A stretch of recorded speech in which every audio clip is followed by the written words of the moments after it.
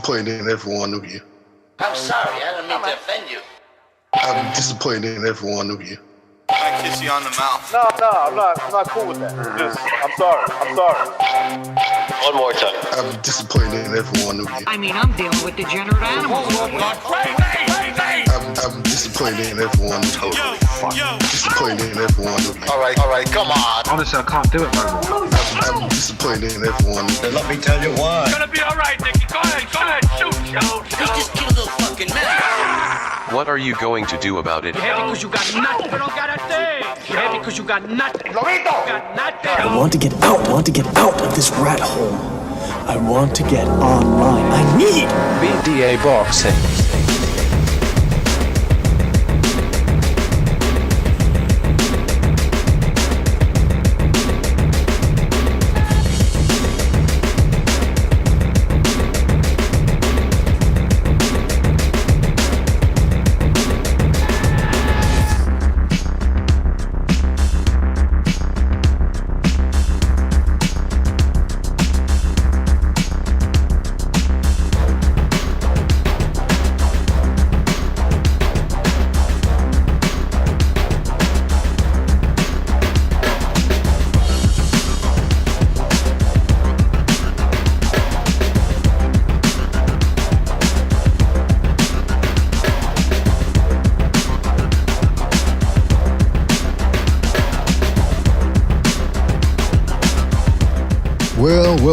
Well. Welcome everybody to another BD Boxing podcast.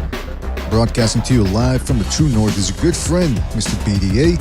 And I sure am glad that everybody could be on board for this one, fellas. In this episode, we've got a good one. Finally a good one. Because we had some good fights this past Friday and Saturday. Some very delectable fights, if I may say so myself. We got a little bit of action, a little bit of drama, maybe a little bit of controversy. We shall see. We'll talk about that. We'll talk about all those fights. We'll also be talking about the fights that are going to be taking place tomorrow. That's right, tomorrow from Japan, the other side of the world. We've got Kenshiro Teraji, one of the most underrated fighters out there, taking on Heke. I forget his first name. A tough contender, former champ. It's going to be a good one. Then you've got Nakatani fighting on the undercard. That guy's turning into a monster. Might be another Japanese monster on the horizon. He's taking on the very tough Adhi Cortez, who, if you remember, he gave Estrada a very good fight before Estrada beat Chocolatito in the rematch. So we're going to talk about all of that plus more. And of course, we're going to be taking your phone calls near the end of the hour. All right, fellas? Let's get the business out of the way first. You guys know the drill. If you want to donate a couple of shekels our way, you're certainly welcome to do so with the Super Chat feature. Although it's better if you join the membership program. That way you get more bang for your buck. But the most important thing is that you continue to like, subscribe, you spread that BDA gospel, all right? You spread it nice and well. Okay, there's a lot of people out there, restless, wandering souls that need guidance. They need to be directed to the flock. That's what I say. Now, don't forget to hit the like, subscribe if you yet to do so already, all right? Don't forget you can check us out on Spotify, iTunes, Spreaker, the whole shebang. Let's give a big shout out to everybody in the chat room right now. I'm talking about Team Batman Boxing, the Quags. Shout out to the Quags in there.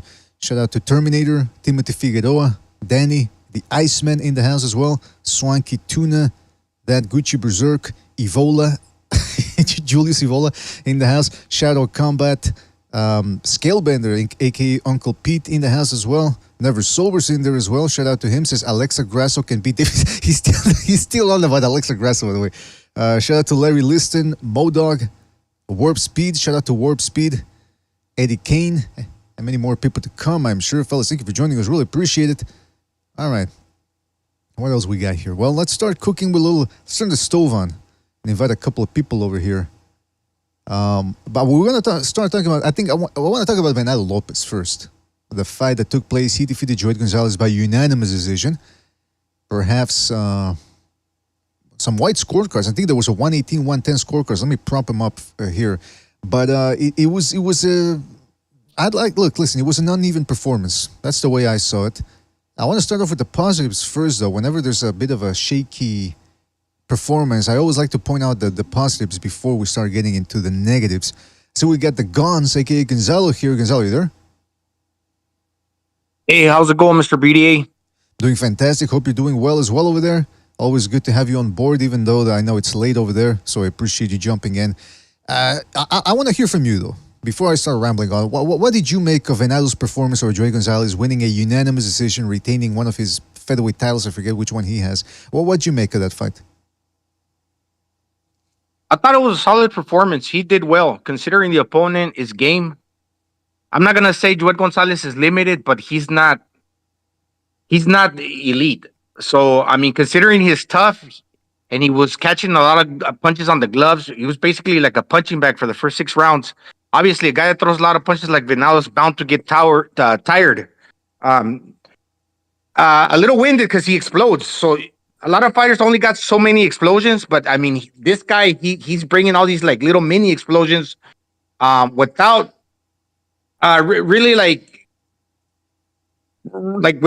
without really like giving up or anything. But he does tend to tire a little in the end. But I could see that it comes with the territory. When you explode so many times, it's bound to happen, right? But in the end of the day, he still did well enough where he won maybe 9 out of the 12 rounds. If you had 8-4, that's well too. That's good too.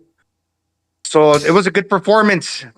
Yeah, Joet's tough, but he was blocking a lot of shots. He got a tough chin and only turned it up in the end, like I said, when Venado was getting a little tired. Hey, but credit to Venado. He throws them wraparound shots around your guard. I think Never Sober says that he spams the left hook a lot. Well, he does that because I think he broke his right hand. The two of the knuckles, the small little finger and the next finger next to that, he broke them. So they basically scooted back on the hand, and once they broke, it's just one of those things that you can't get back. It's probably even harder with surgery because like the tendons pulled out all that broken the bone back, so it's hard to make it even with the hand wraps. So anyhow, yeah, he still did well, but we saw his limitations. Pretty much we saw Venado at his best, and that's probably as good as we're gonna get.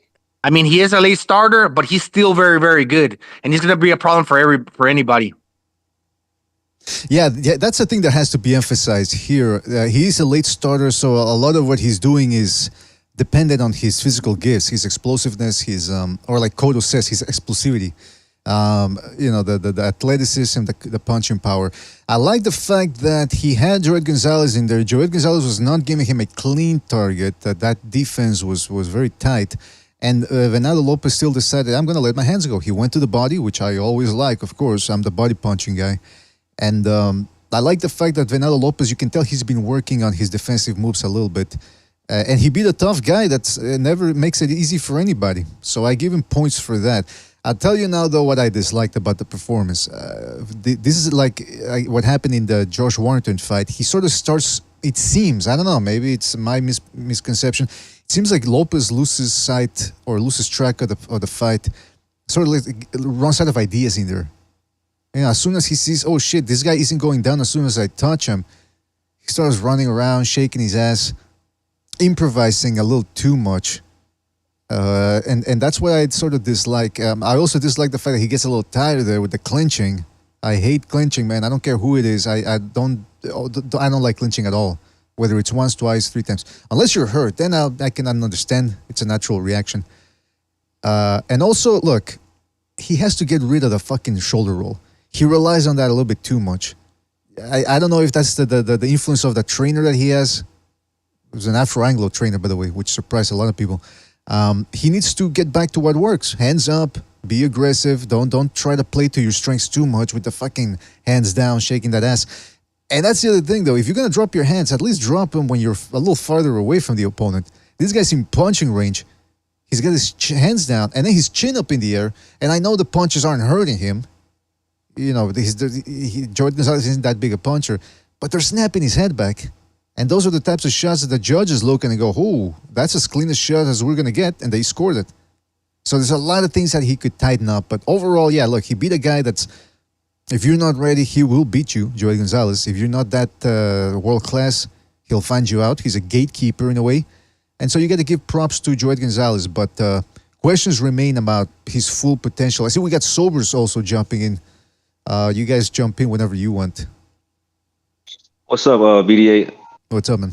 I was gonna say that I don't know what's up with Venado. He thinks he thought he was Pernell Whitaker in there, trying to move around the ring, try to use his footwork. Thought he was gonna dodge out the way of every shot. I don't like that he does that, but that's his style, I guess. And I thought a lot of those rounds were really close. I thought Joet was making those rounds really close, and there was a lot of swing rounds. And I thought the fight could have been a lot closer than it was. And I think they just gave Lopez the benefit of the doubt every round. He was getting hit clean often, and he wasn't really pressing the action. He seems like he was trying to nullify, Joet's offense, and Joet seemed like he's the one who wanted to fight. He's the one who wanted to win. So it was kind of a strange fight for me to watch. Zepeda's was much more action packed. I just feel like Lopez, like you were saying, like I don't know if he runs out of ideas or what, or like if he just thought that he was going to be Emmanuel Augustus and do that drunken boxer shit and impress everybody. But it doesn't look that good when he does it. That's a great way of putting it. That's what I was trying to get across. That when he runs out of ideas, it seems like he's letting the fight slip away. It seems like if he fought somebody with a little bit more ability and skills, they would be able to take the play away from him, which isn't good because, again, this type of performance, when you're giving away free shots, if you have corrupt judges or judges that just for some reason have been given the directive, hey, give the close rounds to this guy, they could take the fight away from him. And so that's why I like that's what you guys hit on, that he stares a little bit too much. But like I said, at 30 years old, though, he is a work in progress, believe it or not, because of his late start. But again, 30 years old, there's no too much room for him to go with that excuse of, oh, I'm a kid. You're not a kid. You're a 30-year-old guy. You started off late. That's your problem. But I do like that he's improving. I like his style. I like that he likes to throw a lot of shots. But again, it was a bit of an uneven performance. Yeah. I mean, he's explosive, so I mean, if he keeps fighting like that, which is basically about the only way he knows how to fight. He's a short dude. He's always going to end up getting gassed because who can do it? It's like running like a 100-meter dash. You do these bursts and you end up getting winded. So that's the way he fights. Yeah, no, you're right. You're right. But that's all. That's a plus for him that he's so explosive. But also the detriment is that he cannot fight consistently for 3 minutes of a round. There's too many lulls in there. I was gonna say that Venado. I see a lot of people were mentioning like how built he is. Like he's kind of stocky. Mm-hmm. That might have something to do with his style starting to wane like that. Because if he's focused too much on weightlifting, he's gonna gas out throwing those combinations. Because I see when he was fighting Joet, he'd throw a couple, he'd throw like a 4 or 5 punch combination, on the inside, and then he'd get around to dancing, and then he'd do it again, and he'd get around to dancing, and that's like, I don't know, that's. I don't know. That's not built for. He's doing too much bodybuilding. I think. Maybe he's focusing too much on that.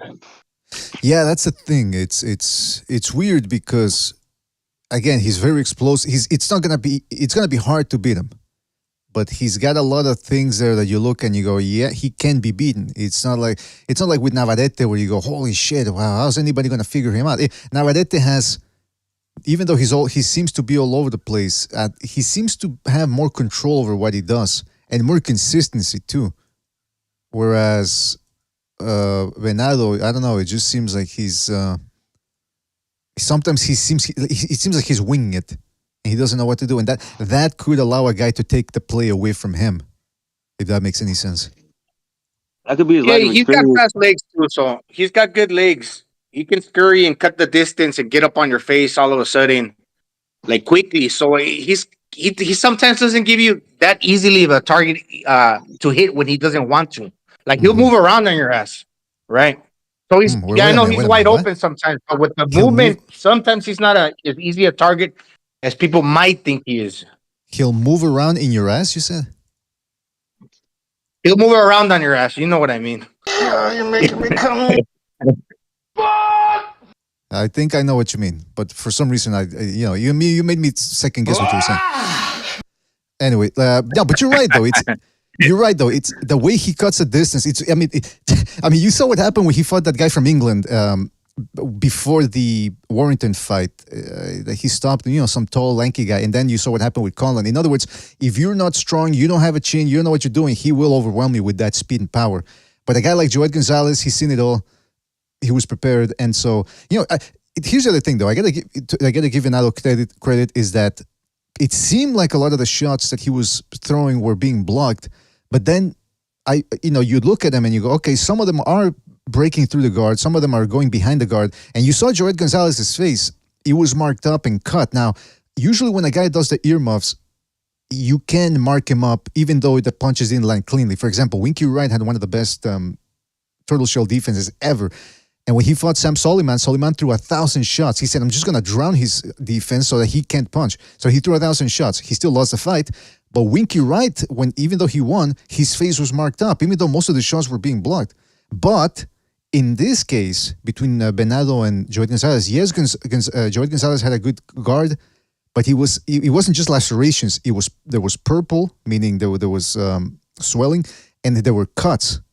So evidently, Venado Lopez hits hard enough that he can get through a tight guard. In other words, if you're going to have a tight guard, he's just going to punch through it or around it. So it's not good. You got to have a little bit more movement to avoid those big shots. Oh, yeah. And maybe that's why he got a little tired, too, because he was punching the gloves. Gonzalez is tough, so that must take a little bit more out of you. Mm-hmm. Yeah, I think so, man. I think so. I mean, it was surprising to see Joet Gonzalez. I thought he was going to... he seemed more aggressive in the Navarrete fight. Was that because Navarrete forced him to do that? Whereas here, he had a little time to just, Venado dancing around, shaking his ass. Well, yeah, I think Venado gave him more breaks because Venado was the one that was like trying to disengage and, stop the fight, kind of. And I don't think Navarrete really fights to do that. Mm-hmm. So I think it's more a style matchup with the opponents, not so much Lopez, because Lopez was coming forward pretty much the whole time. I'm not Lopez. I'm sorry, Gonzalez. Talking about Joet. Yeah. Well, the problem with Gonzalez is that he's not really exciting because since he doesn't have power, man, the fight becomes a little predictable, a little redundant. Even though Venado is exciting, dude. I give credit for Gonzalez having a tough chin, but when you fucking you're taking the shots and you're closing the distance and you're pursuing the other guy, but then you can't put anything behind your punches to put that cherry on top, make an explanation, put an exclamation point on the work that you're doing, because he was doing good work, but he can't basically hurt the other guy. It's oh man, dude, it becomes a little boring, man. Yeah. Yeah, you know what I'd like to see? That's a good point. That's why Joet Gonzalez is an opponent and not the star. But I will say another thing that I'd like to see Lopez do is a little bit more slipping and countering. Most of the time, he's just slipping, and it seems like he's doing it just to buy time and to regain his energy. If he could actually be a little more consistent, stand in place, sleep, counter after bobbing and weaving or after slipping shots, I think he could do a lot of damage, because the only time I remember him hurting Joet Gonzalez was when he was countering. Joet Gonzalez jumped on him, and Venado slipped a couple of shots, and then boom, caught him with a counter left. And everyone noticed, the commentators brought it up too, that Gonzalez was hurt. But when he saw the punches coming, and we just put those earmuffs on, I'm pretty sure the punches hurt, physically, but they didn't stun him. So Venado is the most dangerous guy. His power is at its most dangerous when the other guy doesn't see it coming. So if they see, he's getting ready to throw a volley, they can sort of take it. But if they're punching at him and he slips and then counters, that's dangerous right there. Danger. Oh, yeah.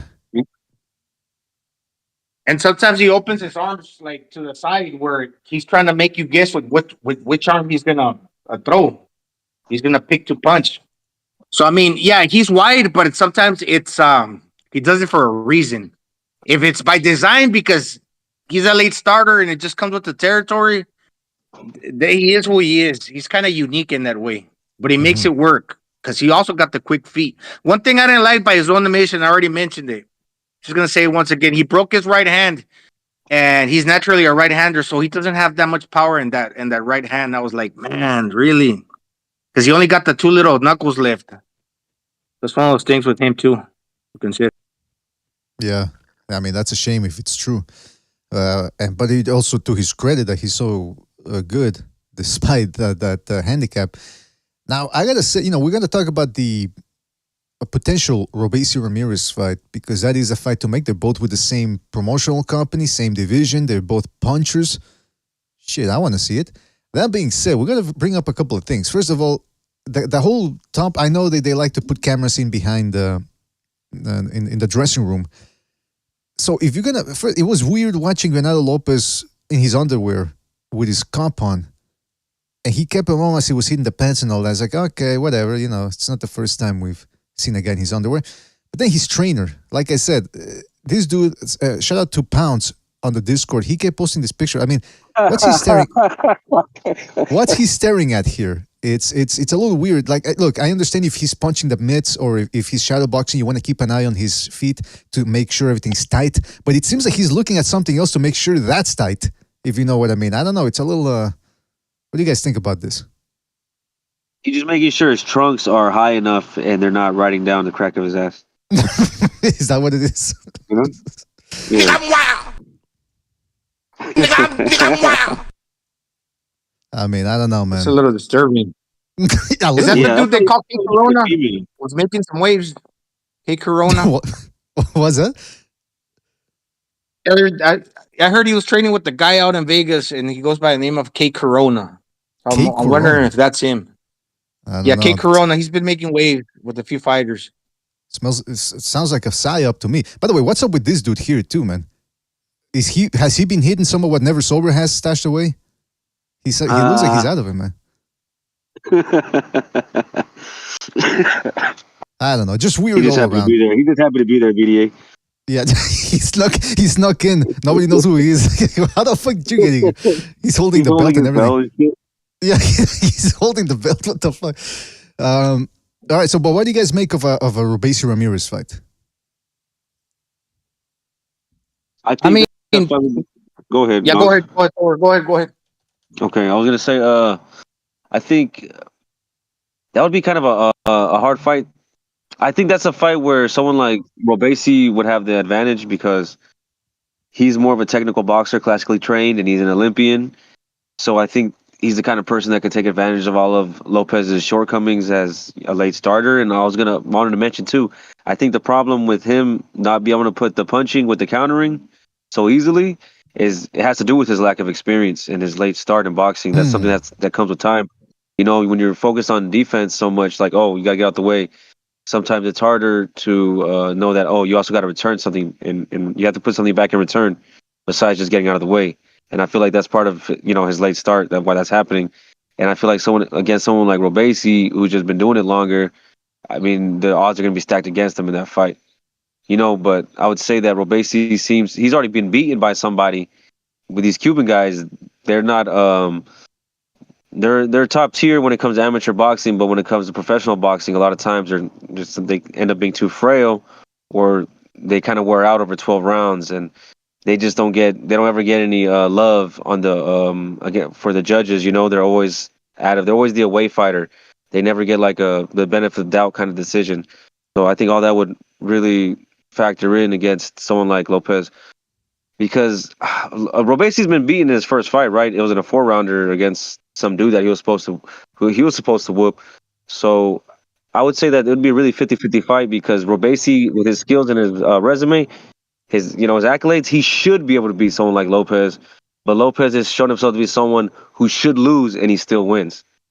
So I think it'd be a really good 50-50 fight. Yeah, that's an interesting breakdown right there. I want to touch on more of that. Gonzalo, you go ahead, please. Yeah, that dude, Adan Gonzalez, was a little dude. I mean, obviously it's weight divisions. You're also fighting somebody that's your own weight, not necessarily the same size you are. But I mean, that little dude, he brought the heat, and he beat him in that 4-rounder. Obviously, he's been improving to the professional game with that trainer that he got. I forgot his name. He's real popular. Salas. Can't think of his name. Yeah, Salas, Ismael Salas, and he just came back from Japan and then beat some tall dude. And I was like looking at that dude, like, what is his name? Robeisy Ramirez. He's not necessarily that big, and he throws like some white punches too. To his credit, which he's looking to wrap around his opponent's guard, and he covers up well as well. So, if he blocks some of Venado's and counters back, man, that could be an interesting fight, because he throws with both hands. He got power. Obviously, it doesn't reflect on his percentage. It's only like 64% or above 60. Which is like not that high, but the way I saw how he fought the Japanese, the dude can crack with both hands. So he's a good fighter. Obviously, he's a world champion, and so is Venado Lopez, that would be an interesting fight. I think it's 50-50 in my opinion. Yeah, I mean that's Never Sober's also mentioned that fact that Lopez sort of brings in that action style, because that's the thing though. Robeisy Ramirez fights unusually for a Cuban gold medalist. Usually these Cuban gold medalists, it's one punch at a time, running around the ring, shaking that ass. He actually made a commitment to say, "Hey, I'm going to put my hands up and I'm coming to get you." Like Rambo 2, what was the guy's name? Murdoch, I'm coming for Yeah. you. That's what he fucking does. Whereas other guys, it's, they try to improve their amateur style for 12 rounds. This guy said, putting my hands up, I'm coming to get you. Look at what he did to Abraham Nova. But I've been talking to some people, man, and they say, well, yeah, but Abraham Nova had a weak chin. And then you look at what happened in the dogbo fight, which is something that I criticized Robeisy Ramirez for a little bit, not too much, but a little bit, because that fight was there for him to stop Dogbo. And, Dogbo's been making some adjustments. He's improved since the Navarrete beatings. But, I mean, the same thing that we criticized Venado Lopez for, Robeisy Ramirez too suffered in that Dogbo fight. He looked right out of the gate, boom, fast. And then as soon as the other guy fails to give him a clean target, he seems to run out of ideas. He's also relying too much on that backhand, his left hand, because he's a southpaw. So, yeah, he's more technically proficient than Venado Lopez, but he's in the same boat in terms of inconsistency throughout 12 rounds. So I'm with Gonzalo, man. This is still a 50-50 fight for me. Well, maybe 55-45 for Robeisy Ramirez because of his acumen and his amateur seasoning. But, man, I hope they make that fight. I really hope they make that fight. And if we jump to another... Unless somebody else wants to comment on that, I want to jump to something else from that. There was already shots fired. Robeisy Ramirez sent the text in Spanish, obviously, to Venado Lopez. Venado Lopez responded. Robeisy said, let's give the fans what they want. After you won a very close, tough fight. And then Venado Lopez, so as soon as you get over that dead guy that you're fighting next, we'll make the fight happen or something like that. That dead guy. I mean, what was the guy that Robeisy fought in Japan? I mean, I know he hit hard on paper, but yeah, the shit talk is always... Robeisy scheduled to fight a Mexican, and he said when you basically face that I don't know, that tomato can. In other words, that's what Venado said. Okay, we'll make Venado the fight happen. called him. Wait. Okay, so I thought Robeisy called. Yeah. Okay, I confused. No, okay. Robeisy said in the beginning that was a tough fight that you won. It was a close fight because how the ESPN commentators had it. Some had, one guy, I think Mark Riegel had Joel Gonzalez winning. I mean, it was close, but I don't think it was that close. Yeah. But yeah, that's what Robeisy said. Venado said to Robeisy. That's what I was that tomato can. In other words, that's what I was gonna say. I was gonna say, well, what's next for Robeisy? Chidlin in the chat says that Robeisy is fighting El Divino Espinoza, and Espinoza's a fucking tall. He's 6 feet 1 inch tall. So this is the second straight opponent that's way taller than the average division's average. So we'll see what happens. I mean, I expect what's his name, Robeisy Ramirez to once again come in guns blazing, high guard, try to walk his opponent down. But he's fighting a guy who could be tricky, who can crack too. I mean, the Japanese dude, by the way, was fucking 30 something, I think, right? He was an old man, slow as fuck. This Divino Espinosa's got a little bit more speed behind his shots. So we'll see what happens with that one. But yeah, hopefully they make that fight, man. It's one of the best, well, not the best fights, but no, it is one of the best fights. What am I talking about? It's just because both guys have been a little... Excuse me? I said at 126 is certainly one of the best fights to make. Absolutely, yeah. 126 is a very good division, man. You got Wood, you got Warrington, who are going to be throwing down. You still got Ray Vargas in there. You got Figueroa now. I mean, come on. You still got Lada, if he can make the weight, if they don't screw him up the way they did in England. I mean, geez, Luis, it's a lot of power in that division. A lot of punching power. Yeah, Venado's a tough guy. I'm not going to put his toughness and his hard to question. That's a little different than maybe he throws everything with power and that's why he gets a little tired. Okay, stamina wise, he might not have the same gas tank as I don't know, like a Zepeda. but he's tough. He's a tough dude.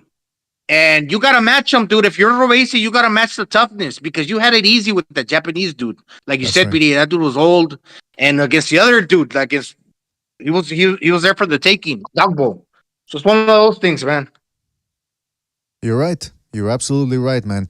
We shall see what happens there. Now, a couple of pounds north, we had another fight on Saturday, another fight celebrating Mexican independence, and that was William Zepeda versus Medicito Gesta, veteran, fellow Southpaw, 35 years of age. Zepeda goes in there, starts throwing, never stops throwing until the fight is done. He's like a Marine. He doesn't go home until the job is done. And he stopped Gesta in the 6th round. Now, guys, Gesta, okay, a little long in the tooth at 35 years of age, but he was coming off of 2 straight upset wins. So his confidence must have been an all-time high. And Zepeda just drained that confidence from the get-go. What did you guys make of that performance? It was a very impressive performance, but like Gesta was there for the taking. I mean, Gesta throws a lot of punches too. For a compy box, he throws 60. Camarón throws 100. Right. So he throws a lot, but this guy throws a lot more. And I mean, the guy is 35. He is a southpaw facing another southpaw. And come to find out, Zepeda is actually a converted southpaw. So I was like, man, he's really landing that jab like with power, with authority. He's not really a power puncher or anything. But against a guy like Marcito Gesta, he got his way, man. He got his way. No fighter that throws less punches than you that doesn't hit hard is really gonna beat a guy like Zepeda, in my opinion. So he can beat a lot of them guys out there. I know Haney moved up to 140, but Shakur's also a lefty. He could fight him. No, but what can I say about this fight? It was he basically steamrolled him.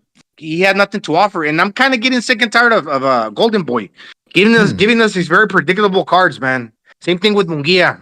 They really need to step up the level of their Saturday cards, man. Yeah, because this fight, I was looking forward to it just because it's Zepeda and because he brings it. But I'm looking at the lightweight rankings here, and I'm thinking, well, who can they match him up with from the Golden Boy stable? Because it seems like everyone else doesn't really want to play ball. And by the way, I know people are going to say, well, what about Shakur Stevenson? He wanted to fight him. Yeah, Shakur Stevenson, who just jumped into the division. Now all of a sudden, he calls the shots? Like, you got to fight him all of a sudden? Like, fuck that. By the way, I don't blame anybody. Look, people say when a fighter is dirty, people say, well, it's up to the other fighter to do something about it. Well, the other fighter does, and he gets warned for it. So my thing is, start playing their game.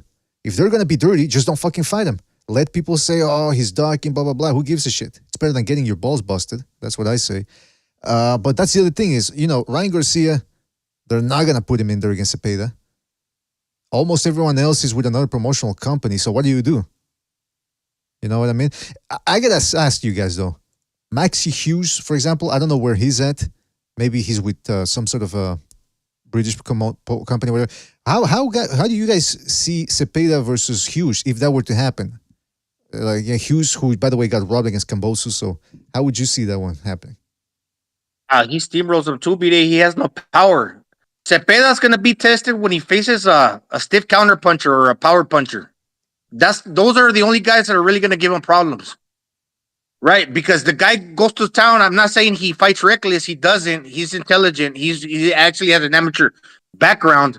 But if you fight with reckless abandon, hey, you're bound to be hit, man. Even the greats, like, I hate to quote Julio Cesar Chavez all the time, but he was a pressure fighter, but he moved his waist. No fighter can go in on the inside and just like go guns blazing without getting hit back. Obviously, that's why a lot of fighters that don't punch get on the back foot because they don't want to run the risk of running into a punch. But yeah, Cepeda's right there in your grill. So if you're throwing 1,000 punch, there's something to overwhelming your opponent where you don't give him a chance to get his shot off. But if a guy's being patient and just is ready to deliver a quick explosive counter, watch out, man. Anybody can go down. So that's when he's really going to be tested, when he faces a guy like that. Maybe like a Frank Martin or like a Tank Davis. Yeah, because we were on the Never Sobers Discord watching that fight. And a lot of people were saying, man, he beats that guy, he beats that guy. And I'm thinking, yeah, that type of approach that Zepeda brings is hell for anybody because it's not just a couple of shots here, a couple of shots there. He's the antithesis of Venado Lopez. He starts punching and he doesn't stop. You know, some people would have fought other fighters in this division. They would have fought the older Gesta, and they would have said, okay, I'm going to take it easy for early, and then I'm going to try to take him into deep waters late in the fight. Zepeda's like a mother with bipolar disorder. He's like, I'm going to drown you now, bitch. And he doesn't stop. And the fact that he can beat the fight out of a guy like Gesta, it's physicality. It's, I'm not going to stop punching. And you could see that Gesta's like, all right, I'm going to counter him. I'm going to be on the ropes. And at some point, he realized, holy shit, he's not going to stop. And he just overwhelmed Gesta and essentially made him quit. I mean, not quit, but he broke him down to the point where the body can no longer sustain the pace. I mean, that is suffocating. That is hell. But also, like Gonzalo said, Gesta was there to look that way. You look at what happened with Zepeda against Alvarado, who's a veteran and makes it hard on anybody. Alvarado did a couple of veteran things there that sort of stalled Zepeda's pace. He was punching with Zepeda. Throwaway shots, varying the speed, good defense. You know, he's also a strong guy for the division too, so he was able to match Zepeda a little bit there. And there were times in that fight against Alvarado where Zepeda, you could tell he tried to turn it on, said, okay, I'm going to take this to a next level and overwhelm him. And Alvarado toughed it out and stayed right there with him. So, like Gonzalo said, it's going to take a physical fighter to beat him, not to mention somebody with skills as well. And, you know, everyone's high on Shakur Stevenson, the flavor of the month. I mean, he's trying to prove that he's not the flavor of the month, but I mean, I can't help but wonder if he was low-blowing the shit out of Conceição, what would he try to do once he feels the pace against Zepeda? You know what I mean? And Haney, he's moving up to 140. Once he goes there, he's never coming back to 135, I don't think. Who else is there that could potentially... I mean, that's the other thing, though. Isaac Cruz has proven to be a little overrated. I mean, people only really know him for the Tank Davis fight. He'd beaten another dude on the PBC before that. I think an undefeated guy. But other than that, he's been beating on subpar position since then. And then when he finally stepped it up again, he looked bad on that... What undercard was that? It was a Crawford Spence undercard, right? Is that when he fought? I think so. Yeah, and he looked awful. Giovanni Cabrera. Yeah, against Giovanni El Cabron. That's his fucking nickname. But yeah, so what do you guys think? I mean, how would you guys see Isaac Cruz versus Zepeda? I mean, Isaac Cruz got a tough chin. He's got a hard head probably. And he's short. He's compact. So I don't think Zepeda knocks him out. And he's got pretty good defense where he puts his hands up. So will he overwhelm him like he did Mercito Gesta, who's 35 years old? Mercito Gesta's old. I don't think so either. And on the inside, he's held on wheels. El Pitbull Cruz, he throws a lot of punches. Well, I'm not going to say he throws a lot of punches. He's fast. He's been known to throw quick combinations. Like he caught, forgot his Diego Tufuego Magdaleno. I think that's what they call him. Yeah. But this is one of those things. He's not letting his hands go like he probably can. He's regressing in that at the same time because he actually could let his hands go and throw combinations, but he's not doing it. Mm-hmm. He's basically just coming forward with his hands up and trying to land these big haymakers. So I'd favor Zepeda because he's a better boxer. He's actually got an Olympic background, like I mentioned. Yeah, it's true. That's true. I hate the fact that I think what's going on with Isaac Cruz too is they're matching him with, or they were matching him with guys that couldn't do anything to him. So he started lulling. His career started stagnating a little bit. His technique. Also, I think the guys over at the PBC, because essentially he's a sacrifice. They're just trying to prop him up for the Tank Davis rematch. They're trying to really build that up as the rematch for the big fight rematches. You know, come on, Tank Davis should have beaten him if he's that good. Should have beaten him clearly the first time. And I think they're blowing smoke up Isaac Cruz's ass. They're really trying to, it's like in prison when the new guy comes in and, they want to kill him. So they go, okay, well, we'll make him believe he's our friend and then we'll stab him back. That's what they're doing with Isaac Cruz. With Charlos saying, oh, you're my favorite fighter, dog. You're my favorite fighter, dog. You're my dog. And I'm thinking, oh boy, They're buttering him up. That's what they're doing. What do you guys think about that? Am I off here with this little theory? I know I'm not the only one who believes it. He's probably the one that would sacrifice us because he's the one that looks like an Aztec, right? Yeah, you're right. Man. Yeah, he'll be on the top of the pyramid. He's probably looking at us like, man, you guys are food. He's got the cannibal look. Oh man, yeah, well, you don't know, man. Never Sobers, what do you think? You think they're setting Isaac Cruz up for failure over there at the PBC? I think Never Sober's hitting the pipe. But hey, Murataya is another guy that he could be. I know he's with Top Rank, but he's only 26. I mean, at this point, he already has to make something happen. And he already has in a way. He's a guy that if both Zepeda and Murataya end up becoming big names, that's a fight that they could end up making down the line. Not now, though, because there's really not much either guy has. The top dog is still Devin Haney, even though he's going to leave the division. So, I don't know, man. But Zepeda, like we said, non-stop punching. He has power, throwaway shots. Like Gonzalo said, if he tightens up that defense, it's going to be very hard to get that dude out of the way. So I'm excited to see what the future brings for Zepeda. All right. Anything else? Did you hear there was a little change on? I don't know if there was a change, but Timothy Bradley was alluding to some changes with the scoring criteria that he had just gotten back from a convention, and they were talking about it in the narration. No, I didn't hear that. What did he say? Supposedly now fights are going to be looked at a little differently, and he was saying like it's not about the damage and the amount of punches that either guy lands. It's about the quality punches, like isn't that what like it's always the effective punches. If a punch actually like snaps your head back, and all the while the other guy throws maybe like 10 punches, but you land one or two that are cleaner, you're gonna get the round. And supposedly that's how they're going by, like as of last night.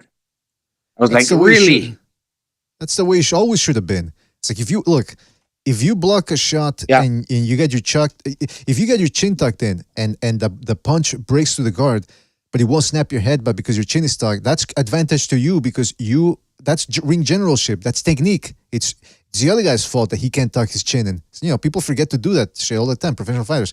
So I've always said, well, not always, but for a long time I've been saying, if you've got your guard up and the guy breaks through the guard, but he doesn't snap your head back, let's say he lands 3 shots to the guard, but you actually throw a good, clean shot that snaps his head back, that's the punch I'm counting. Clean, effective punching. And what's more effective than snapping a guy's head back?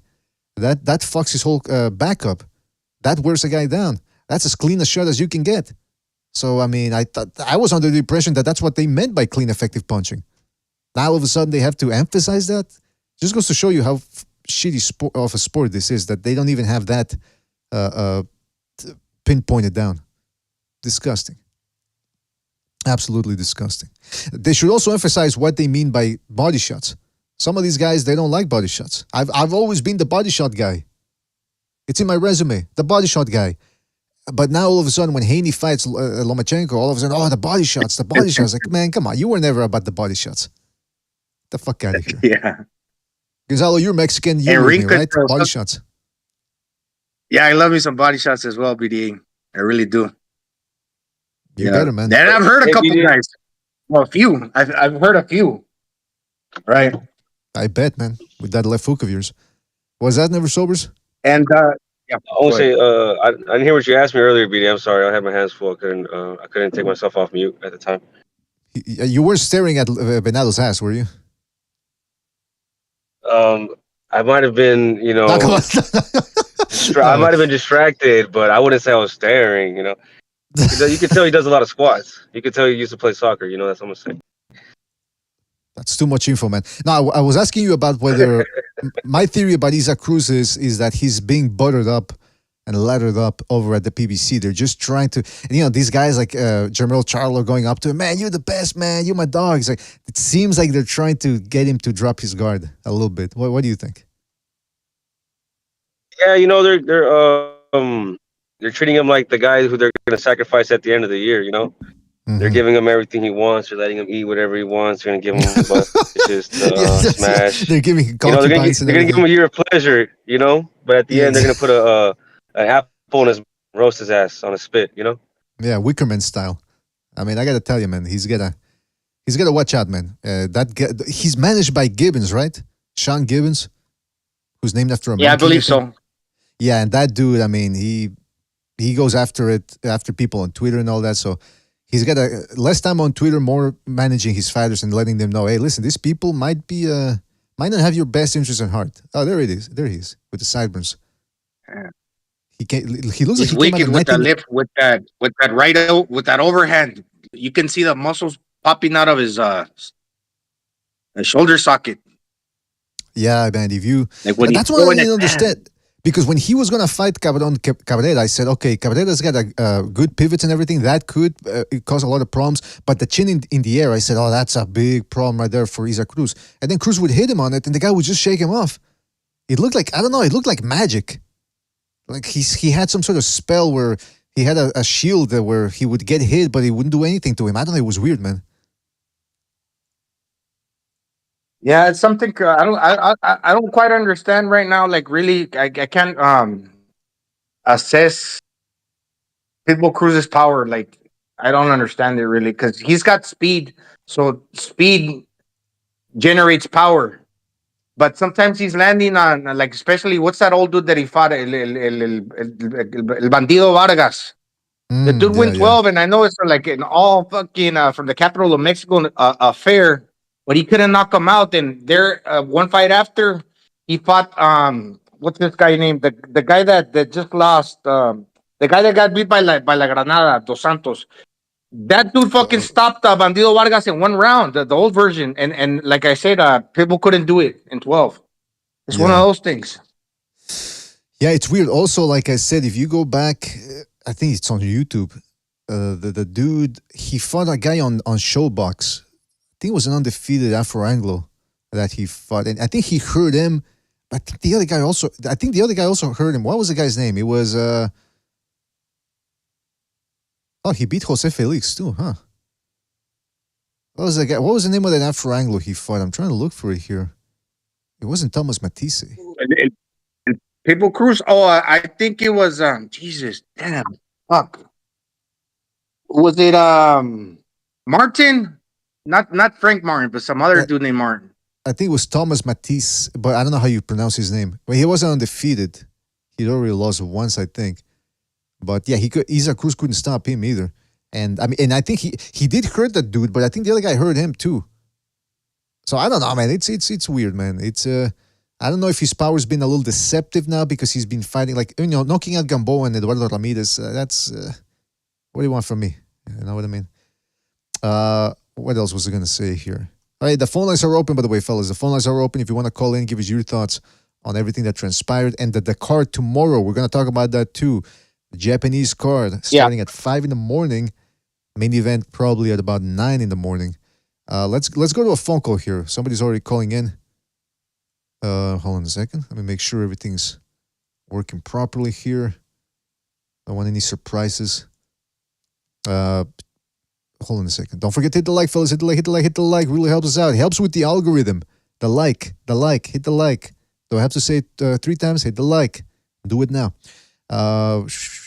Somebody saying, where's Repet? I mean, that's the big thing. Everyone's asking, where's Repet? He'll be back.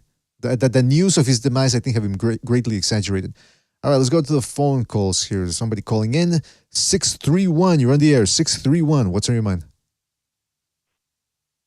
Yeah. So, I guess I mostly watched the Venado card. I didn't really look at the Zepeda one to a degree because I kind of knew what was about to happen. Mm-hmm.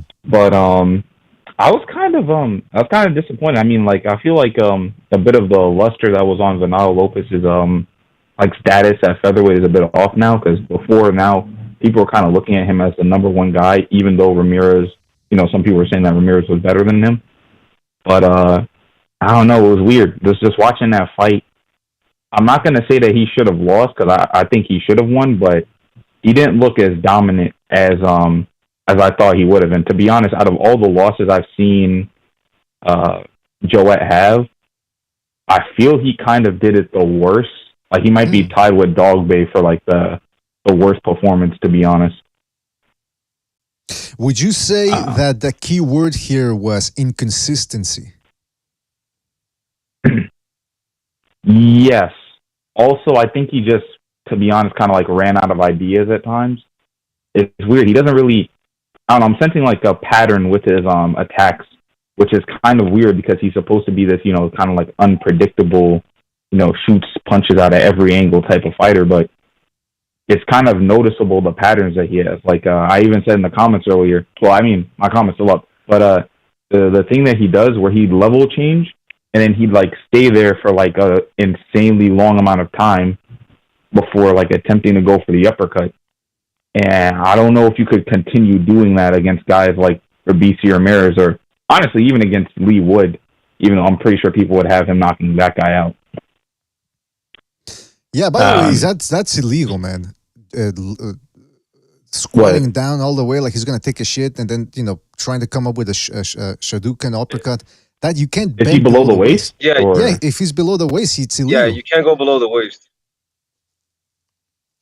I know you can't go, but like, is he when he like does that? I don't know, like, because I'm not really noticing like how low he's like going. Yeah, I mean, we'll see what happens, man. I mean, he won, and like we said, Ramirez is inconsistent too, but that inconsistency it's gonna cost somebody. That's for sure. Who would you pick in that one, caller? Honestly, I kind of would have it as a 50-50 fight just because of that. I would lean maybe a bit more to Ramirez if he actually starts fighting normally, but I don't know. I feel like the more and more he gets into the pros, is kind of the less and less he goes to actually like do boxing. Like the approach he has now is very minimal, kind of like Tank Davis-esque, if you will, except a little bit more feints. He kind of doesn't really throw a lot of punches. He waits and he throws them in bursts, and he'll trying to wait to throw the one really hard shot. And like, for example, people said, this is a guy that beat Shakur Stevenson. I would say, yeah, I would actually pick him to beat him now if he was fighting normally. But if he's fighting like that, I would never pick him because he just waits to throw that one punch, and that could lead you to lose fights on points easily. That's right. Yeah, I'm right there with you on that one. Yeah. Well, listen, we got to move on here, but anything else you want to say before we move on? Oh, yeah. What's it called? I actually think William Zepeda, if Oscar wants it anyway. I don't know what he's thinking about. But I actually think he could be in line to fight the winner of Stevenson versus Edwin De Los Santos. Because if you look at the rankings, I mean, there really isn't much people below or above him that would be in like the line to really take that fight. Yeah, so, man. I mean, positives for the future. Yeah, we'll see what happens with that. Let's see if he can work something out though with our Golden Boy. Well, listen, we got to move on here, but good call, and call back next time, all right? Take it easy out there. All right. All right, that was a good call right there. Let's go to another phone call here. Let's go to 214. 214, you're on the air. 214, what's on your mind? Yeah. Like I said, I talked about this. I've been following Venado ever since he beat, what's his name? That guy that he wasn't supposed to beat at 130. I think he had moved up and fought the guy and beat him. And I'm like, man, he looked amazing. But then I started following more of his fights. I'm like, man, he has a lot of lulls. He has a lot of quiet moments. He does try to move around the ring when he doesn't. He's not ready to punch. But sometimes when he tries to roll punches, he doesn't do it quick enough. So sometimes he gets his head snapped back. He tries to roll it because he tries to level change. That's what he does. He has explosiveness. He level changes, and he tries to take away some of the power from the punches. But, he was landed a lot on the gloves. Didn't seem all that effective, but there were some moments. He had way more moments than Gonzalez. And, Gonzalez, he tried. There was one time he had him on the corner, but he kept on repeating the same ineffective combination. I think he was trying to rack up points. But, he won the fight. But some people were talking about, how he just completely beat him. Some people thought Gonzalez won. Of course, his sister said he won, but there were some other people that thought he won. Because I said, they was winning a lot on the gloves, on the arms. Both of them were. They weren't that effective, but Fernando was more effective. And For a lot of people, it was hard for them to score. Some people had it wide for Venado.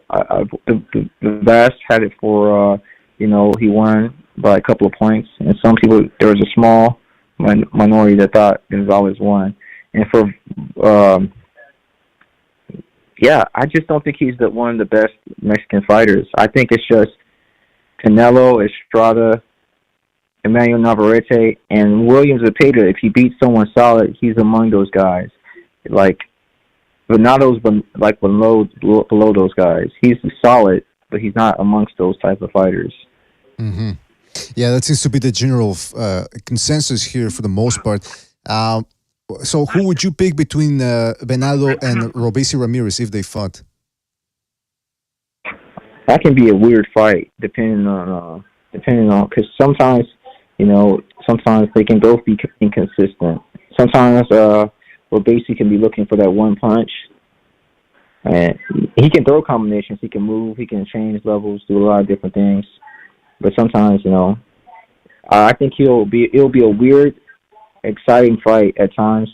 At times, it'll have this weird momentum, and at times it's going to be very, very explosive, and sometimes it's going to be very, very low. I think through it all, Ramirez will come out with maybe a majority decision.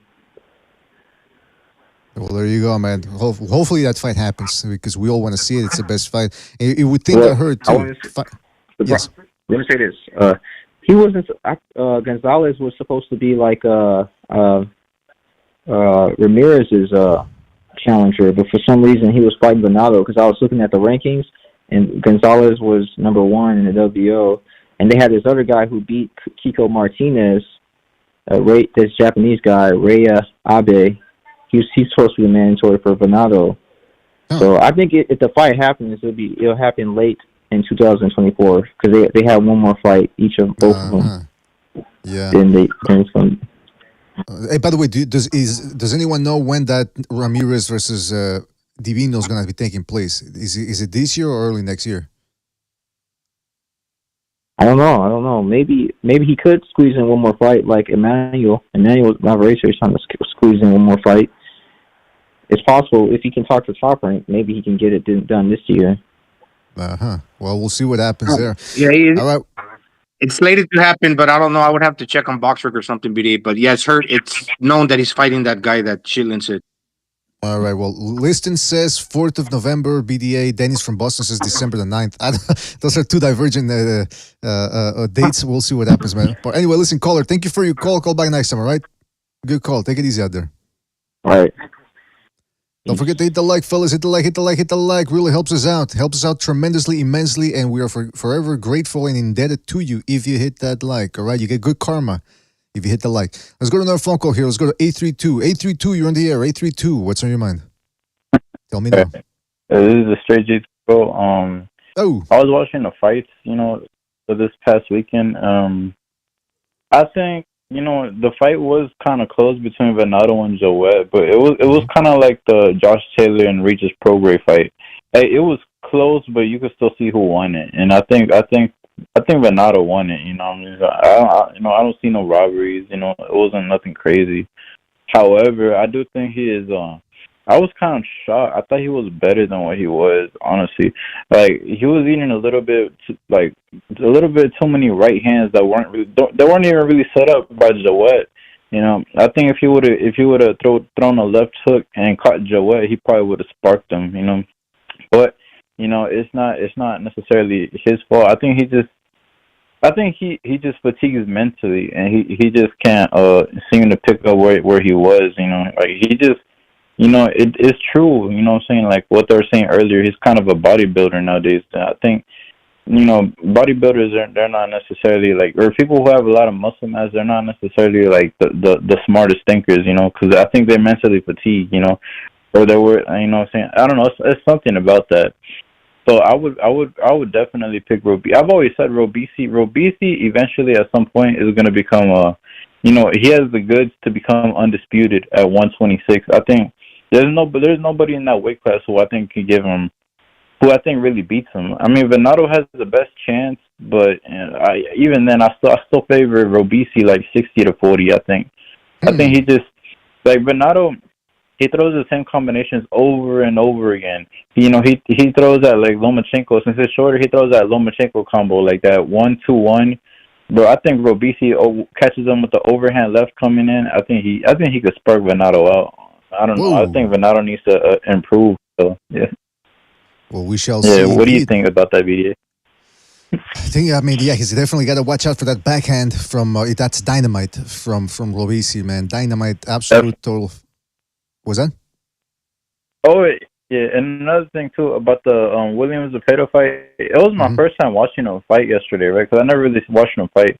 I heard the name, but once I seen him fight, and I was like, damn, his record is impressive. Like I know he doesn't have a lot of names on his resume yet. But the way he beat up Gesta, I wasn't expecting that. I thought he was gonna, go to a decision or something. But damn, he really put it on him from start to finish, like no homo. But he really wait, what the fuck? Nah, he put it on him from start to finish, you know. I get what you're saying. But it was. Hey, but he kind of was like a southpaw Triple G in there. It looked like, but at 135 pounds, you know, I think if somebody wants to beat somebody like Williams Zepeda, they're gonna have to do something to keep him off him. I think the only person who can do that is somebody who could hit hard. I'm not gonna say no names, but somebody who could hit hard and maybe stun him or something, but I don't really see nobody picking him apart. Really, I mean, like I don't see the somebody who thinks they're out slicking him or keeping him on the outs. Nobody's really gonna keep him off of it. Somebody's gonna really have to do something like punch him really hard to keep him off of them. I don't really see, besides maybe one or two people who could actually do that. I don't, I think he's gonna pick up a belt. That's my prediction. Watch it. Zepeda's gonna be a champion pretty soon, I think. Well, there you go. What do you think? That's Straight G's take right there. I think. Listen, it's a little bit thin right now. The Golden Boy stable, but if they can start working together, the economic situation gets a little bit worse, and now they're forced to make these fights happen. It looks like they've been doing this year. And I can definitely see Zepeda getting a title, man. He just needs to stay consistent, keep working on the defense, like Gonzalo said, and he will become a problem, or more of a problem than he already is. Well, listen, Straight G, we got to move on here, but thank you for your call. Call back next time, all right? Take it easy out there. All right, for sure. You too, BDA. You too. All right, that was Straight G. Don't forget to hit the like, fellas. Hit the like. Really helps us out here. It really helps us out, all right? So make sure to do that. Otherwise, we're going to have to cut this episode short. And we're actually, we won't cut it short, but we'll just post, we'll do something to annoy everybody. Like it'll be just an hour of me playing my sound effects here. Take the fucking wax out of your ears! Random shit like that. You won't be able to take it. Before we move on to the Japanese card, tomorrow, by the way, Japanese card, 5 in the morning. We got Jimmy dropping by. Jimmy, you want to give us your take on if you saw the fights this Saturday, Friday and Saturday, or... I don't know if you want us to move on to the Japanese card, or you tell me. Well, I think Gonzalo. First off, what's going on, guys? I think Gonzalo laid everything out. I think he did an excellent, talking points. Joet Gonzalez, he said he was very disappointed in his performance. It always seems like I don't know, man. He's like a hard luck kid. He just, I thought those cards were ridiculous, wide. I'll be honest, I have a hard time breaking down fights or like guys like that kid Lopez because he's so unorthodox. Everything he does is unorthodox. The Warrington and the Collin fight, well, Collin doesn't hit hard. I'm curious to see what he does in there against somebody who really bangs. But again, it's a hard kid to really break down because of his unorthodox style. Williams Zepeda, that kid's a tough kid, man. Stop that dude. So I'm curious. It's just with Haney. Now I guess Haney's is he officially done with lightweight? I know they've taken one of his belts or up, right? Doesn't somebody fight for one of his belts? So is he finally done? Is he going to 140? Because I definitely see Zepeda becoming a world champion. I don't think that's would surprise me at all. See him become a world champion. I mean, I don't know I think what's going Shakur on was with. supposed to fight Martin for a belt that Haney was what's it called relinquishing. Yes, you're right. He was, and that got pulled out. I guess they got somebody else now lined up, but Edwin Dos Santos, yeah, the guy who knocked out what's his name at Rio, yeah. Valenzuela. I don't Jimmy, know how when you Frank said Mod walks away from that looking. He looks pretty fucking bad. And that you're almost 30 years old, guy. You know what I mean? Like, what are you doing here? Here's your chance to make career high payday and a shot at the title. You either believe in yourself, or you just knew. You just had zero confidence in yourself to pull out of that fight and then try to, Then he tweeted out. What did he tweet out? I ain't duck shit. And somebody tweeted out besides English class, which I thought was pretty fucking funny. But yeah, so it's up in the air. We'll see what happens from there. I just still think a lot of people are gonna avoid certain fighters at that Well, I gotta tell you, division. Jimmy, We've seen it more and more. we Yes. haven't talked about that too much, but the only thing I've said about that is, yeah, it seems like if you look at everything that transpired, it seems everything indicates that it was once again PBC fighter and PBC management not wanting that fight. But I can't really blame Frank Mart for dodging that fight because I mean, when you're dealing with a dirty business and a dirty fighter in the Shakur Stevenson brand, you just better avoid it other than getting burned. I mean, this guy has the A-side advantages. He's associated with a guy that's been investigated numerous times by the Fed. We're talking about Jay Prince. Everyone loves to shit on Kinahan, and as well they should. But they seem to be pretty hush-hush on Jay Prince, who's associated with Shakur Stevenson. So if the guy wants to avoid that fight, I mean, hey, he did it. That you fight dirty. Don't expect people to all of a sudden start clamoring to fight you. You know what I mean? He has no titles. He's not a draw. It is what it is. But I mean, it's a bad look too for a guy to accept the fight and then pull out and then cryptically write on Twitter, "I ain't no duck." Well, you got to give us a little something more than that. You know what I mean? It's like, give us some, as they say in the streets, give us some receipts. Because right now, what bullshit he's selling ain't cutting it. Exactly. Hey, but Jimmy, I wanted to ask you about Zepeda. The guy throws almost 100 punches per round. There are hard shots on top of that most of the time. He wants to take a guy's soul. He wants to drown people like a bipolar mother in a bathtub with her kids. What do you think Zepeda is going to take to beat him? You think a guy with power is what really they're going to have to at least have some form of power to beat him? Oh yeah, I think with Zepeda you're going to need power because, like you said, he's clearly one of the better conditioned fighters. I don't think I've ever seen that dude take a deep breath. Pretty impressive. Some guys just, they make that a part. I stress that enough. I can't. Well, I don't stress it enough. Actually, how important conditioning it is. It's as important as everything else you work on in the gym. It's just boring. A lot of guys don't like running. A lot of guys don't like doing what they have to do to get the conditioning up. But you can win so many fights just off your conditioning, And Zepeda's that dude. Like you'd have to really hurt him because of the fact he's in such great conditioning. Like you could even drop him with a big shot, but because he's got solid lungs, he's gonna get up. You're gonna have to really rock him. And because of he throws so many punches. He's a nightmare. He's a nightmare for anybody to fight. Now, Jimmy. So yeah, you know how they used to say, Jimmy, 70% of fighting is conditioning. 70%. Exactly. And his neighbors were the late great Salvador Sanchez is from that general area. I actually looked it up on Google. He's like 4 hours away. So it has something to do with the altitude. Or maybe it's the water. water. Really? He lives in altitude too? I believe so. I believe that area of Mexico is high altitude as well. Now, Jimmy, you've been around fighters, the gym for a long time. You know if something's offsetting or off-putting, something's awry in the dressing room or in the gym. What do you make of Venado Lopez's trainer right here? This is, by the way, when Venado Lopez was wearing, he wasn't wearing his trunks. He was in his underwear. And you can see the guy in the green here, his trainer. I don't know the guy's name, but would you be a little perturbed if you saw this happening in the dressing room? This type of behavior. What is he staring down at his ass? I mean, I'm not. I don't That's what it know. looks like. You tell me, Jimmy. What's going on here? I don't know what the fuck he's looking at. I don't know. Maybe he likes his underwear. What print is that guy? I hope that's what it is, man. Idea. I hope it's still weird, but it would be less weird than the alternative. That's all I'm gonna say about that. BDA. Yes, Did you sir. see the picture they posted later too, where that same guy's picking up Venado by his by his thighs and shit? And he has By him his sitting on ass his cheeks. stomach.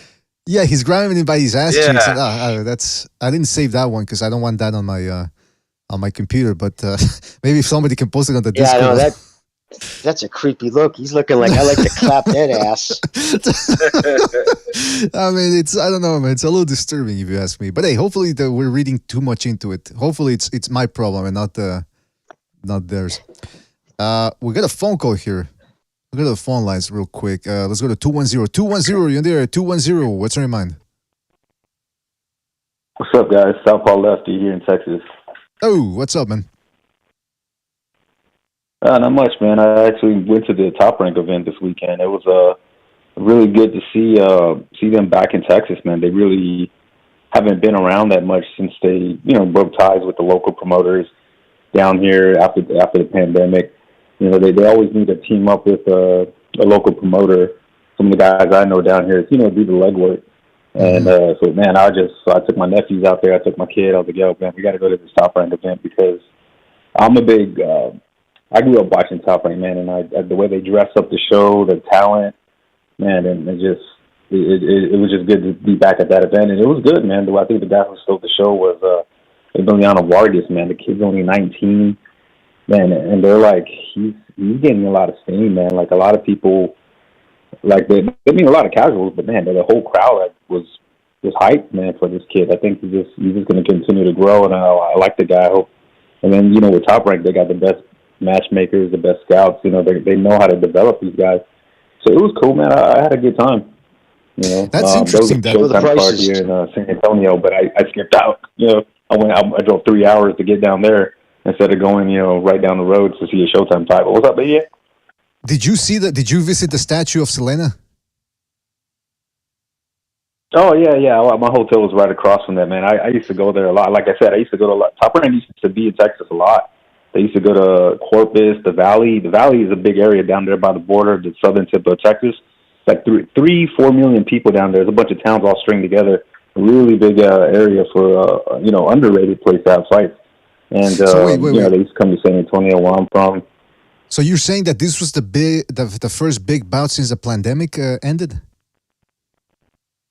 Well, I don't want to say big one, but this like a pretty big, significant as far as Top Rank being in town. Usually, Top Rank used to come here a lot, but I think after the pandemic kind of slowed them down. But Showtime kind of took over this area for a while when they teamed up with Leja Bata Promotions when PBC had that big money bag and they were just, overpaying guys and had that big fancy stage and everything. So I think it kind of just pushed them out for a little bit, but they're coming back.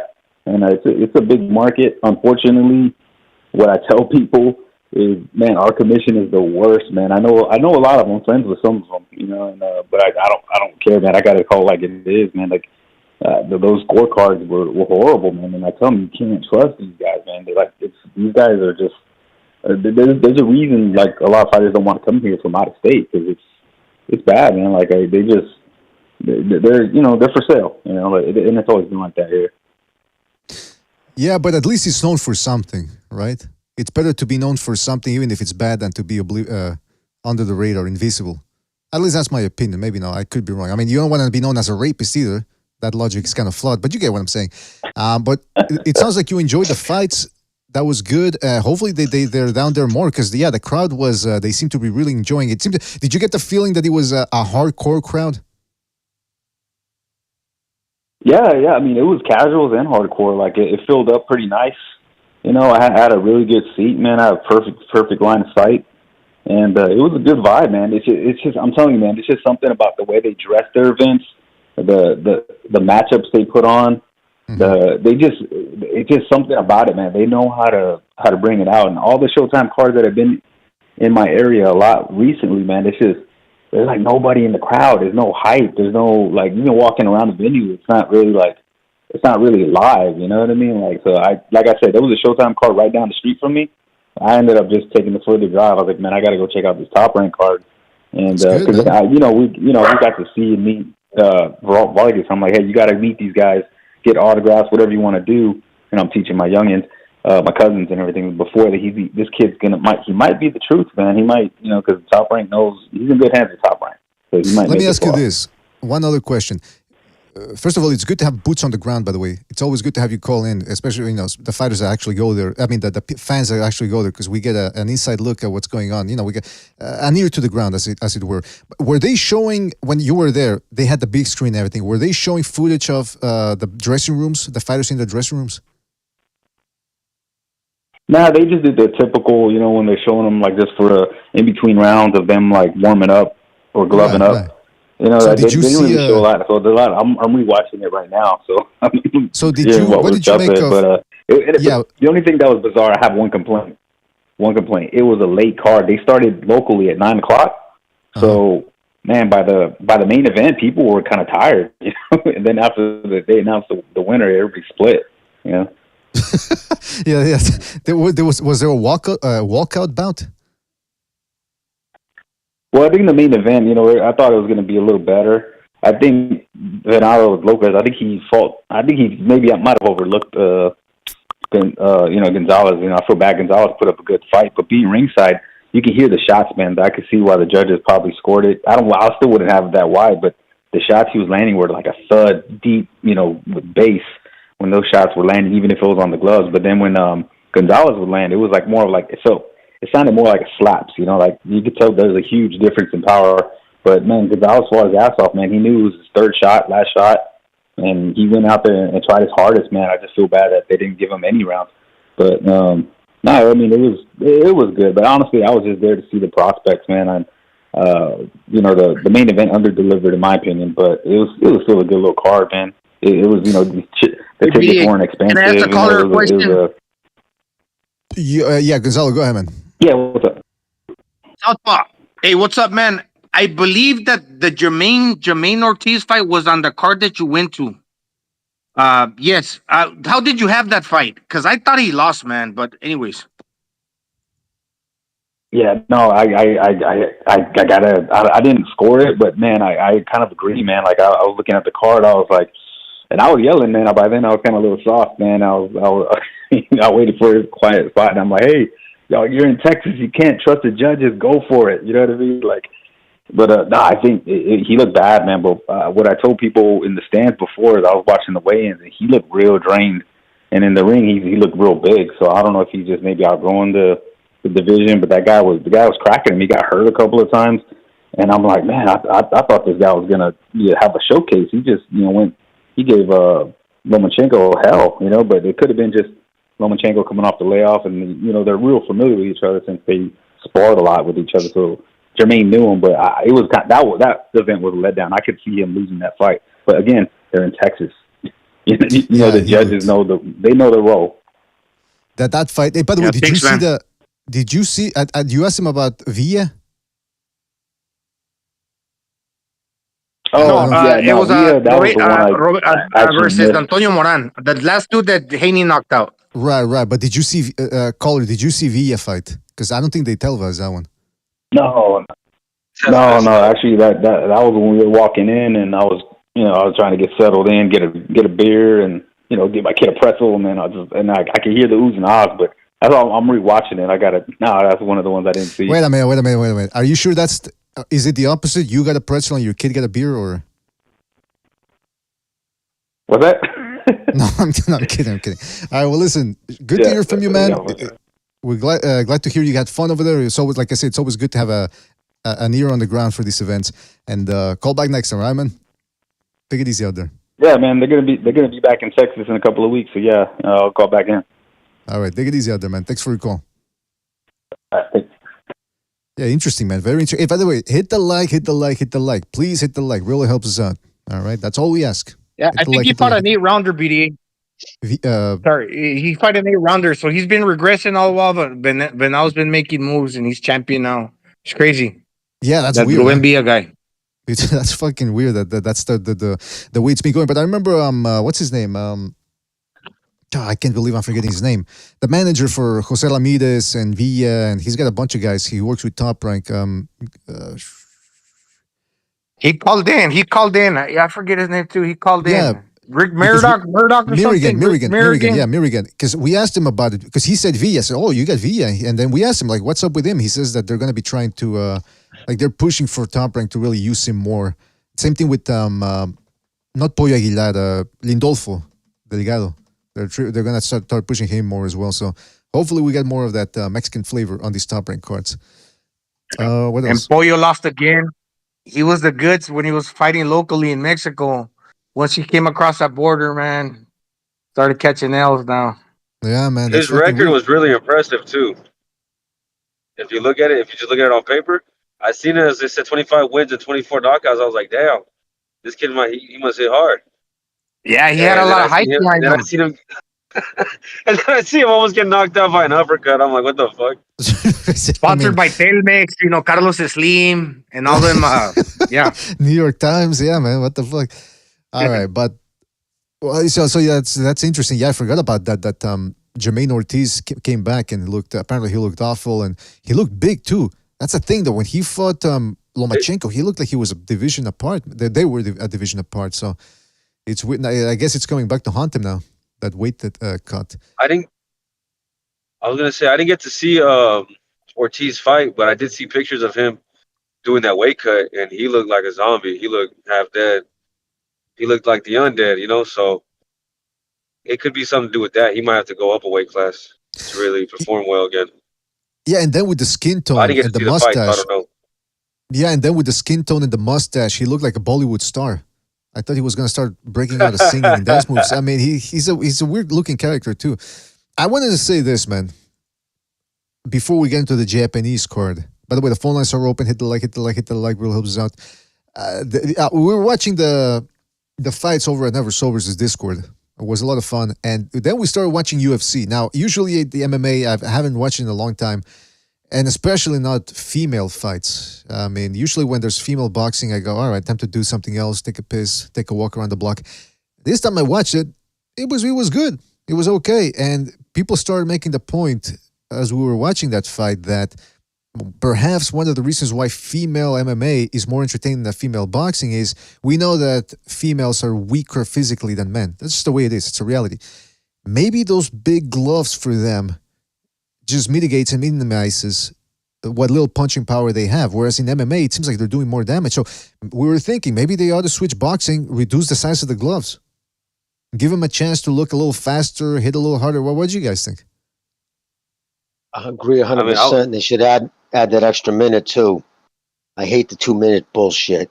You know what I mean? I don't like it. I think in some women are calling for it. They want 3 minutes. I think Amanda Serrano, she wants 3 minutes. She wants the smaller gloves. And she can crack. She's one of the better boxers. I do follow her. I try to watch her fights. That fight she had with Katie Taylor in Madison Square Garden was a great fight, even if it was women. Again, I just don't like the 2 minutes. And it's all being held up by Mauricio Suleiman on some flawed logic. But he's the reason that's being all held up. What is Mauricio Suleiman's logic? I'm curious, because I've never heard about why he reduced it to 2 minutes. The women tend to get hurt more. So with the women who tend to get hurt more, you get 2 minutes more action. Okay, where's my Mercedes?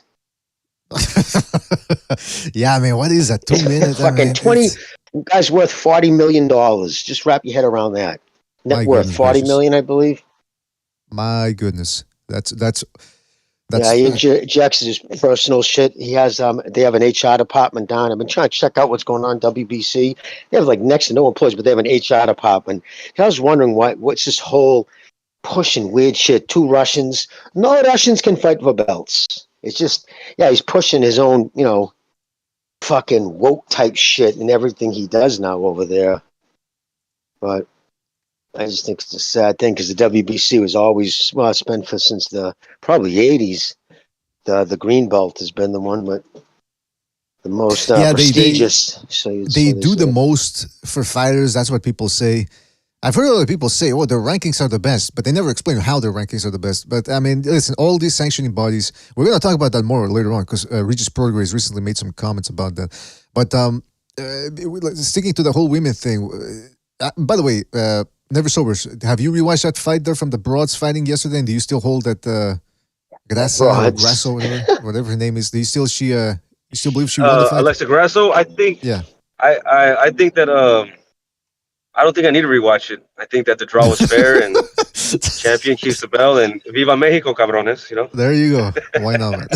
Never Sobers was going insane whenever she would have a moment of success, like choke that bitch out. It's like you could hear the emotion in his voice. Everyone else was talking. Yeah, I really wanted her to win, bro. Yeah, I could tell, man. Now, were you guys surprised by the love that? I mean, I was surprised. Xander Zayas, I thought they'd be a little harsher on him. The Mexican fans, I mean, it was they didn't really ride him too hard.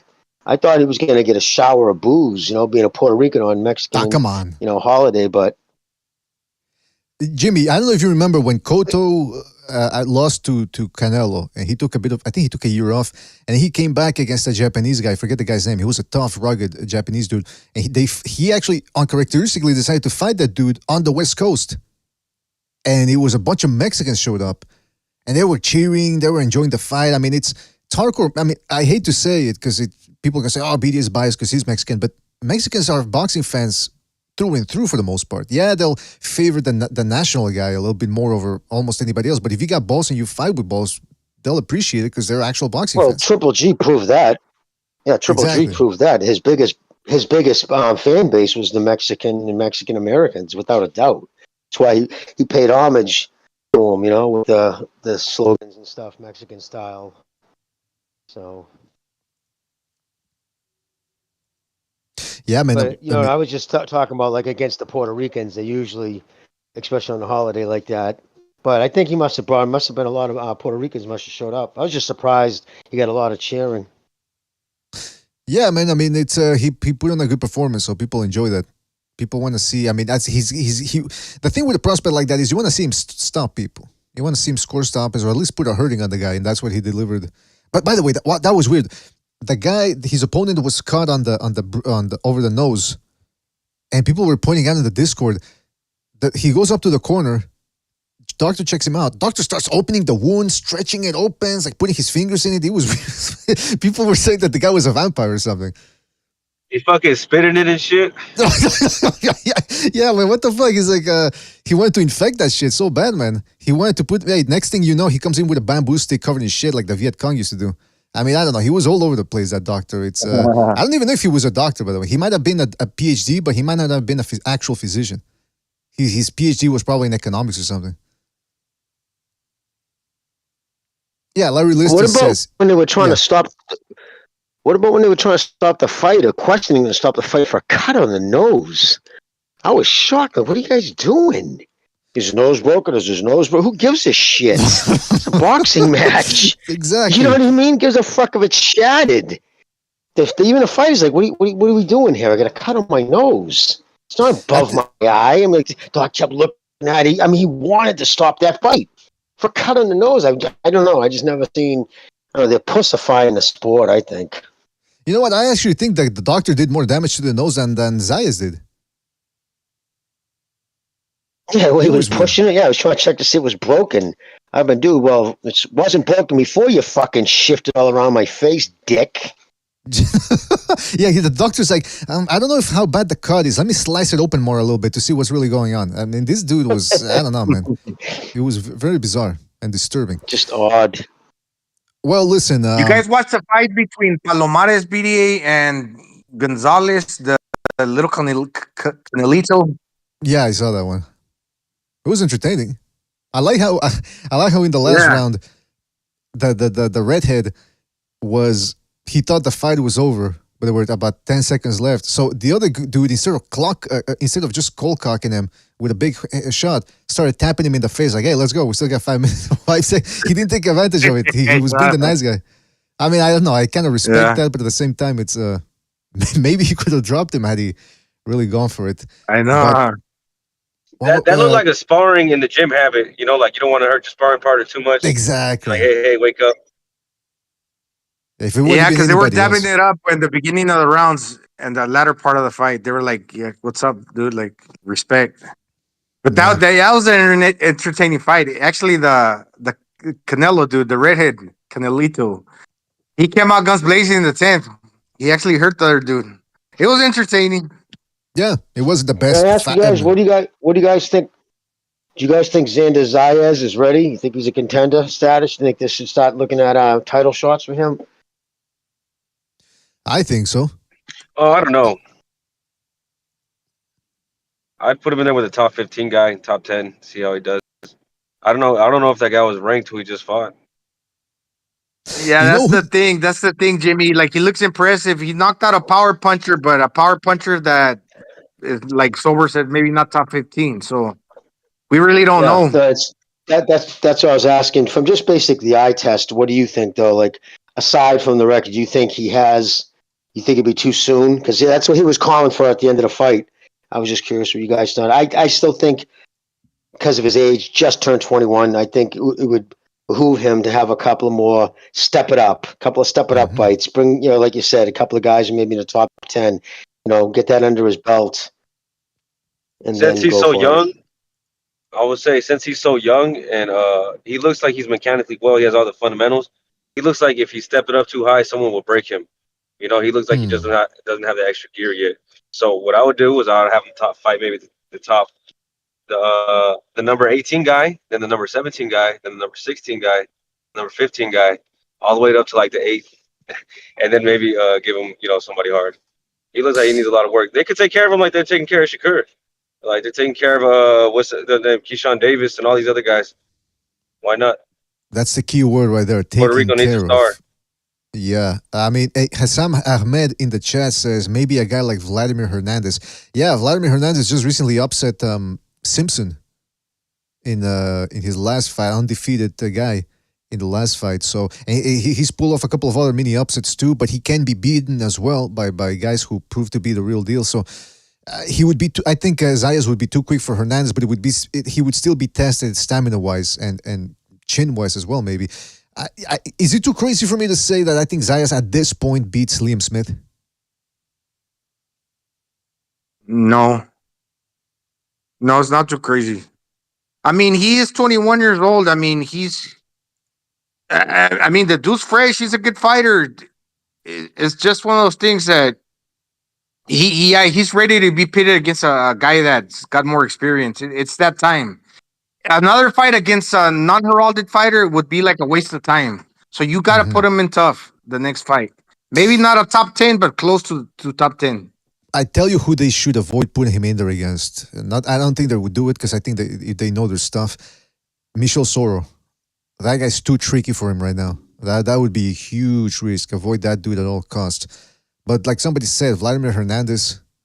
There's the other guy, Luke Santamaria, but I think he's back at welterweight. That guy's tricky too. He doesn't hit hard, but he's very... Yeah. I mean, he's pretty strong. Yeah, that would be a good one because he's there to be hit too, right? But he's a tough guy. Durable. Hey, listen, guys. I want to move on to the Japanese card too. Tomorrow, ESPN. We've got Kenshiro Teraji taking on Heke Butler, who's a decent top contender. I mean, Ring Magazine has him rated more than that, but he's been to the ringer a couple of times himself. And on the undercard, we have Junto Nakatani taking on Adhi Cortez, who gave Francisco Estrada hell when he fought him last year. So it's going to be an interesting card, man. Kenshiro Teraji is already 31, I think. So he's at the peak of his powers, and what powers they are, man, because this dude is fast. He's got a lot of bounce. He's got those Asian calves, which give him a lot of spring. I thought it was one of those things that really made me question my picks for a long time, for a couple of months, because I thought Kyoguchi was going to beat him.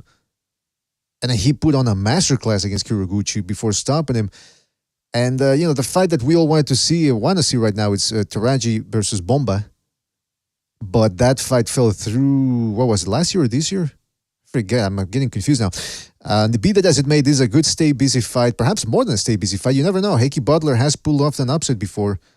You guys gonna did you guys make arrangements to watch that fight tomorrow? Anyone interested in that one? I'm gonna be at work, so I'm gonna try to catch it while I'm working. Don't tell nobody. You're gonna do it hidden. What about Jimmy and Gonzalo? What about you guys? About it's been a while. I think we did a show like about how long ago was it, Pete? It seems like a long time. That Teraji versus Kiraguchi. Yeah, what Yeah, the I fuck saw was that it? fight. That was pretty good. So we'll see. I like those Tuesday cards too. The Kiraguchi fight was last November, so we're going on almost a year. All right, not that bad. Time's passing, going by. I'm getting old slowly. What else was I going to say? So yeah, that's an interesting fight to watch. It's on Monday, not on Tuesday, Monday. So make sure to stick around for that one. Should be an interesting one. Hey, BDA, did Archie Cortez drop? What's it called? Estrada. El El Gallito, Gallito. Did he drop him? I don't. Fuck. You know what? I gotta rewatch that fight. Just before the Nakatani fight. Let me see if box. It went the distance, right? Yes, it did. It did. Because it was Estrada hurt him with a body shot. No, Cortez is the guy that went down in the 7th because of the body shot. Okay. Yeah. Okay, and he's with the dude from Mexico, Nacho Beristain. Is he still with Nacho? I don't know, but Archie Cortez, I believe so. But that's always a plus. I have to wonder if he's going over there because he's an old man now. He's like in his 80s. Yeah, well, yeah. That's. I mean, it's right. It's gonna be tough on the body to travel all the way over there. But maybe he because he loves it, he's able to do it. Yeah, the flight. How long is it? Long flight. It's gonna be 12 hours. Is that what it is usually? No, probably more than that. It's probably like I don't know, like 15, maybe 18 hours. Wowee. I mean, unless you got the Illuminati for me to get to Japan, was that? Well, from Boston, it's 18 hours, over 18, almost 20, because it's 6 to with a good tailwind, 6 to LA, and then another 6 out to Hawaii, and then usually stop there, and then you fly out to Japan. I mean, it's a whole day of traveling. Yeah. You know? Yeah, because I remember when I flew out here to the Philippines. Yeah, it was like the whole day, long ass flight. And the movie must have sucked too. The one they show you. For some reason, they always pick the worst movies. What else was I gonna say? But Junto Nakatani looked like a million buckaroos against Maloney.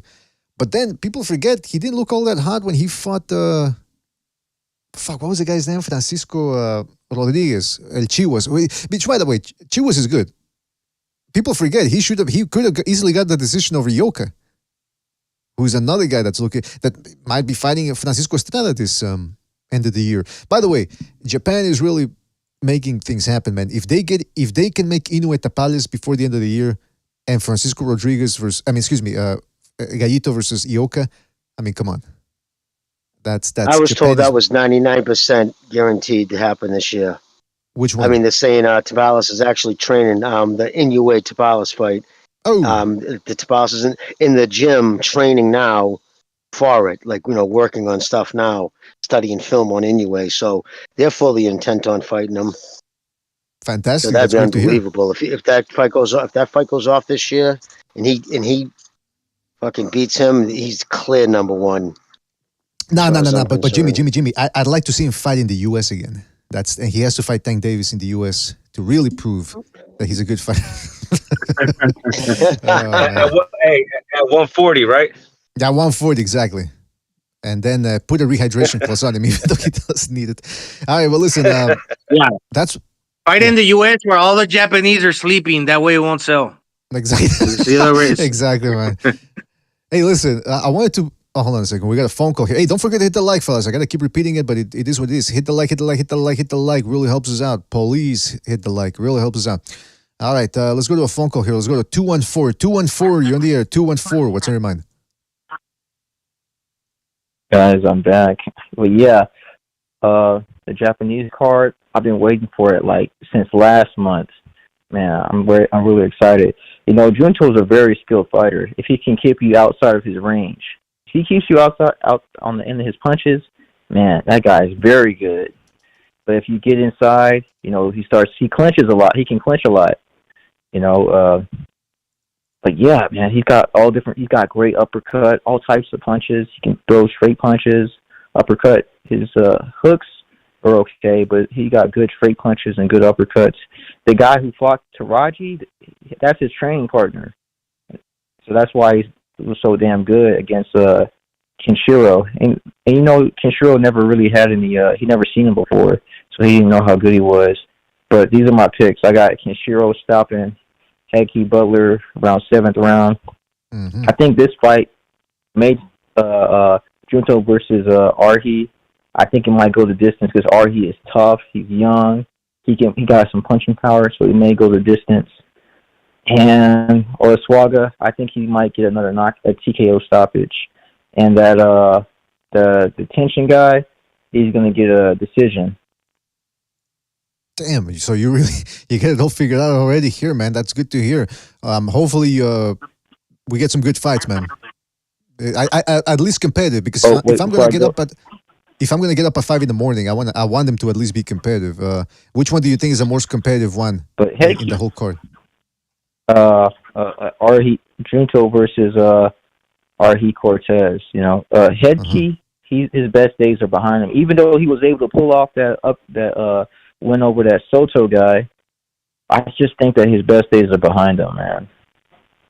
And you know, he might be tricky for a little bit. He'll be tricky for a little bit, but yeah, the most competitive one is going to be Junto Nakatani versus Arhi Cortez. And the Olaswaga guy, he's going to stop the other guy. And I want to say this about, you guys know who Angel Fierro is? Mexican guy, fights at lightweight. Fierro. The zone. He's from TJ. Fierro, yeah. Fierro, the Fierro. Yeah. He also fought on Friday. Was that televised? I didn't know. I don't remember seeing him. It was on the zone. He's on the zone. Yeah, you can just check it out on the zone. It was a pretty good fight. He was on the female fight, right? On Friday? That was on the zone, I think. It was happening at the same time as the Venado Lopez fight on a different network. I didn't watch it because, yeah. I'll try to rewatch that one if it's still up on the zone. I think at best he's just going to be a contender. Maybe if, like, you know, he could possibly get a belt if he's fighting like someone like Cambosis. But you know, that's about it. You know, I just see him as contender level. Well, he's already champion. He's a championship level guy. Champion already. Huh? He's not. Tachiro Fierro is already a champion. And what? He's a lightweight. He's a mistake. Angel Fierro. Okay, well, he was a. Yeah, Gonzalo, it says it says WBO NABO. I mean, that's one of those people, you know, regional titles that they're gonna it's the regional. Yeah. Regional. Okay. All right, well, listen, caller, anything else you want to say before we move on? You know, Junto is good. I don't know. He's definitely going to be a multi-divisional champion, probably unified, but I don't know if he'll ever be as good as Naoya. You know, he's definitely good, though. I think Kenshiro is better than him, honestly. Kenshiro is better than him as well. Well, we shall see, man. This Saturday, they're going to try to one-up each other. So we shall see, indeed, what happens. All right, well, listen, good call again, and call back next time. Have a good weekend. All right, peace. All right, take it easy out there. You too. Don't forget to hit the like. Really helps us out. Hit the like. Let's go to another phone call here. Let's go to 832. 832, you're on the air. 832, what's on your mind? Hello, BDA, can you hear me? Yes, I can hear you. This is Elian Rodriguez from the Discord. Elian, what's up, man? Elian, a few questions. First of all, what do you guys think of Lopez? Wait a minute. We asked the questions around here, not you. No, but hold on. What was your question? My question was, what did you guys think about Lopez, his performance? Who wants to take that one? Well, we already sort of touched up on it, but I mean, if anybody wants to reiterate. I think that I was going to say, I thought, oh, no, Jimmy didn't get to say it earlier, so you tell us, Jimmy, if you saw it. Oh, no, go. Finish up, brother. I'll go after you. I was gonna say, I'm gonna say what I said earlier. He thought he was Pernell Whitaker trying to channel Emmanuel Augustus. Thought he was a slick fighter there. You know what I mean? Trying to be cute. I guess that guy, I guess his new trainer made him think that he got Mo, so he tried to show his ass in there, and he did a little bit too much dancing around, bro. That's what I think. But he won, I guess. I think the fight was closer than those cards suggested. I think there's a lot of swing rounds. Joet was pushing the pace the whole time. But yeah, I felt it was a little anticlimactic. I thought it could have been a better fight. I was looking forward to a better fight. I agree with the caller previous who was there who said he felt it was anticlimactic. It didn't really kind of live up, and I think that was more on Lopez. I think Joet Gonzalez's game, nobody can have a question his heart, but he's limited and he's doesn't have devastating power. I think Lopez could have done more in there. I think he did land the more convincing shots or the shots that, but yeah, I think the cards were a lot closer. I just don't think he did his brand any favors. That's all.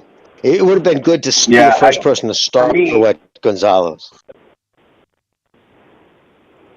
I thought that this fight was really gonna just show how ready Lopez is as a fighter, like how capable he is.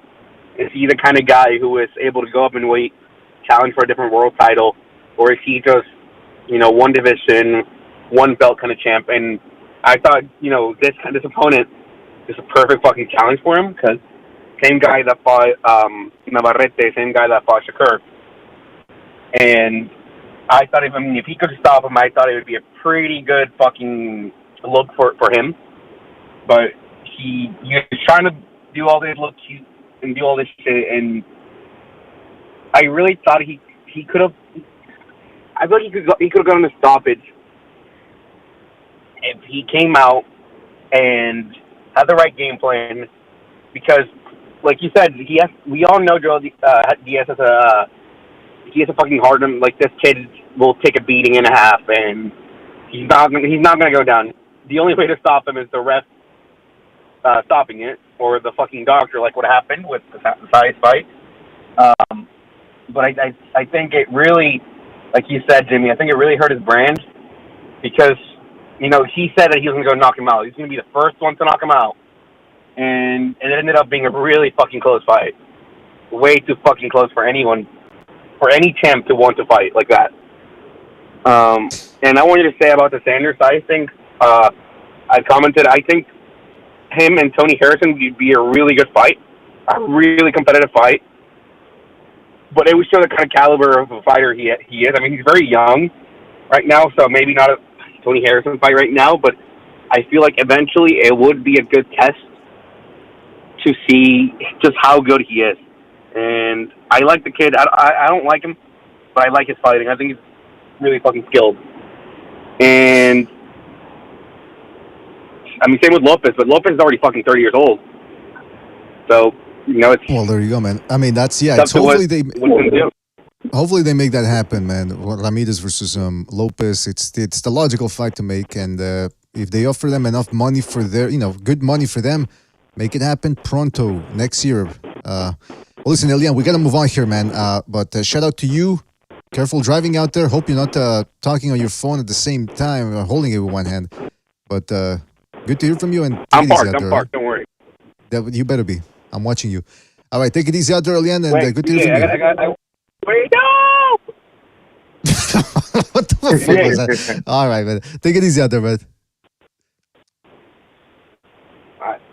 All right. I don't know if you can get sued or whatever nowadays. You get yourself a good lawyer, he can spin a narrative. All right, listen, I got to go to the train real quick, but I wanted to bring up something here. I'll leave you guys talking about this. Regis Prograis recently said this about titles, because again, he's potentially fighting Devin Haney, potentially late November. Hopefully that happens. And they talked to him about the titles. And he said, this is his quote, "That undisputed shit really don't matter, bro. There's a lot of people that have been undisputed." And then he said, "Devin is fucking undisputed, bro, against Cambosos. That's the thing. He's the youngest undisputed champion ever. it depends on who you beat to be undisputed. It's not about being undisputed and shit like that. I don't care about undisputed. Finally, a fighter, I don't know if he's been hearing the narratives that are going on out there or the opinion from us boxing fans that not all undisputeds are created equally. What do you guys think about this? And you guys take over. I'll be right back. I would just say that I think it's really convenient that the guy who lost his chance to go undisputed, is now shitting on the undisputed titles and saying it doesn't even matter, like whatever. So I just wanted to say that about Prograde. If one of y'all guys want to jump on, want to go ahead. Gonzalez, what do you say? Anything?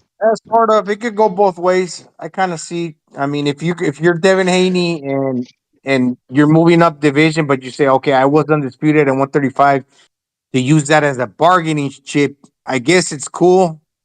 But at the same time, don't overplay that shit. Like the other dude ain't bringing anything to the table because he's a tough fighter too. It kind of works both ways, in my opinion. Well, I would add, if I was Prograis, I would say the fucking dude's a usurper. He's lucky he even has those. They were gifted to him. He didn't earn them. He definitely didn't beat Lomachenko.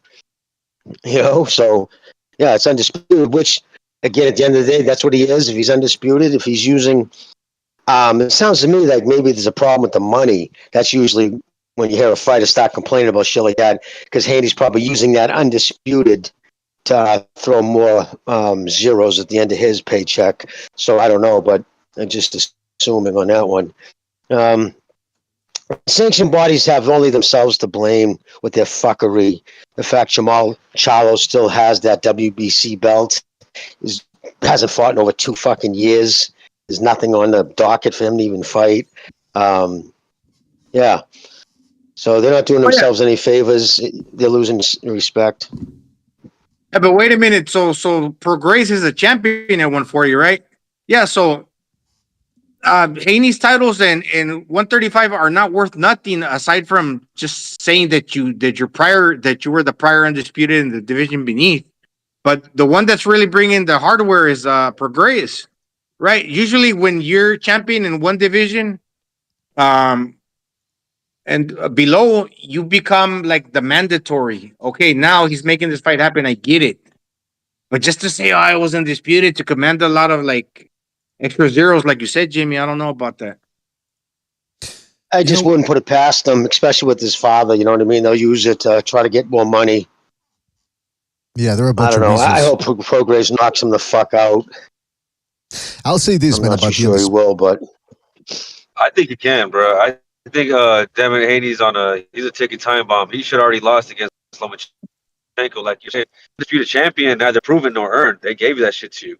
So yeah, the next guy that gets their hands on him, bro. They already started with Linares when he's the first guy to crack him, really, to make it visible. They could be Chinny possibly, and then he was letting Lomachenko rock him like that. Yeah, a bigger guy's gonna put him on his ass. He'll knock him out, but the thing with Prograis, and I mentioned it, he kind of switches in between styles. He doesn't have a define. So he hits hard as fuck. So go in there and go in there and get right after him. Because even for pressure fighters, it takes time. You're not gonna do it within a couple of rounds. You gotta invest, right, in order to break that dude down to get to him. Because if you're gonna start shaking your ass like El Venado Lopez or like you were doing well against Josh Taylor. But then, because you're a late starter, maybe in your mind you're telling yourself, "Oh, I'm going to show the people that not only I can punch, but I can box." This is not like to experiment, like a trial run. You're in there to like get busy and start investing to the body. Like you hit hard to the body, break this fool down and get after him from the beginning belt. Because also the judges, if you switch styles, they're going to be like, "Well, why is he switching? Is it not working the way he was boxing in the beginning?" Yeah, I get it. Not so be like a one-dimensional type of fighter, but if something's working for you and you don't have to switch it up, then stay true to what you were doing. Because he was beating Josh Taylor in the beginning. So it's one of those things. Yeah. In regards to he's one of those. And Prograis is one of the types too. His style was the style that he kind of fought with the most was conducive for a young man. Like if I was training somebody and they had that young man style that works best with a young man, hands down, you're depending completely, on your fast twitch fibers, your quick reflexes. Yeah, that's all good and dandy when you're in your 20s. but that shit curtails real quick in your 30s. And I think that's why he took so many more punches in his last fight. I think it was his age. So he should stop keeping his hands up more and, trying a little more conventional. But BD, are you about to say something? Yeah, in terms of the titles, because Prograis said undisputed don't mean shit. So in other words, what he's trying to say is that not all, based on the overall quote and the context of it, is that he's saying that not all undisputeds are made the same. There's advantages and disadvantages to getting rid of the titles, the alphabet straps, which are essentially the alphabet mafia, as some of us call them.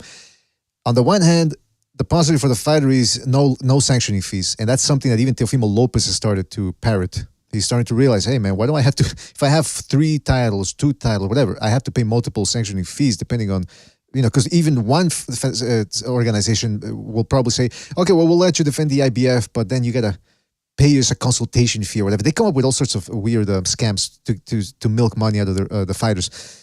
The problem with titles, though, or no title, though, and just being undisputed without one, being the lineal champ, is that if the fighter decides to be wily or Weasley, he can fight whoever he wants and not take on the tough opponents. But the hope and the reasoning would be that if a fighter is smart enough to realize he might not need these straps, then he would also be one of the type of fighter who would probably go get it and get the best fights for the best money possible. So there's pros and cons, but Program makes a point. I also suspect, like they said in the article, that one of the reasons he might have said that is to put Haney down and saying, okay, you're undisputed, but who did you really beat? The thing is, Haney, at least, he did what fighters are supposed to do, which is to go abroad to fight for a title. But people gave him way too much credit for it. It's like, man, he went abroad. Like, that's what you're supposed to do if you're a young fighter. So let's not get carried away. But at least he did it. And you see that it's paying dividends now. Whenever he steps out of a club, they don't need a bodyguard with a strobing light to try to get the people's attention. You got a lot of fans here, champ. But be that as it may, it's a good fight to make. Now, I'll say this. You guys said that the Prograis.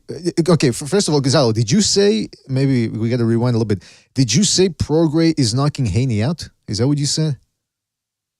No, I say he can, but he's got to go after him. He can't, because this is what I suspect. Since he's a late starter, he's trying to prove to himself that he's learning new things.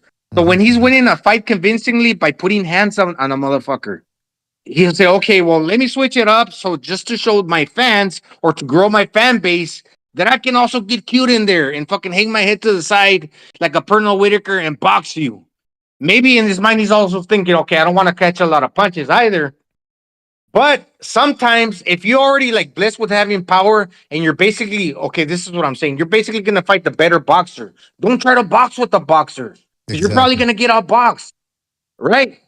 Fuck the cuteness. Go in there and work with what God gave you. The heavy hands and the way you train. Put some hands on that dude to the body. That's a great point that you said there, because I've heard some people say, I've been reading comments and all that, and some people, this is what they say. This is one of the main narratives coming into this potential fight is, well, Lomachenko was backing Haney up, and Prograis is a southpaw as well, and he's bigger and stronger than Lomachenko. And I'm thinking, okay, that's what they have in common, that they're southpaws and they're fast. But other than that, Lomachenko is a better overall school boxer. Like you said, Prograis started off late. A lot of his style, the reason why it's unorthodox is because he started off late and he had to bypass some of the standard things. The other thing is he hits harder than Lomachenko, that's for sure, but he doesn't put the same type of pressure. In other words, he can fight on the inside, but he doesn't really know how to get on the inside, as we saw against Zorrilla. I can't remember the last time we had a fighter like a Prograis who went under the radar after the Josh Taylor fight for about 2-3 years, resurfaced, looked like $1 million against Zepeda. I mean, against it was Zepeda. Yeah, Jose Zepeda. Looks like $1 million, becomes the first guy to beat him, and then from one fight to the next, his stock goes way down after the Zorrilla fight. I think that's his problem. Like Gonzalo said, he's trying to be a little bit too cute in there. His advantages are the punching power, the viciousness, the stamina. He doesn't have a good jab. He doesn't really, he's got a good straight left.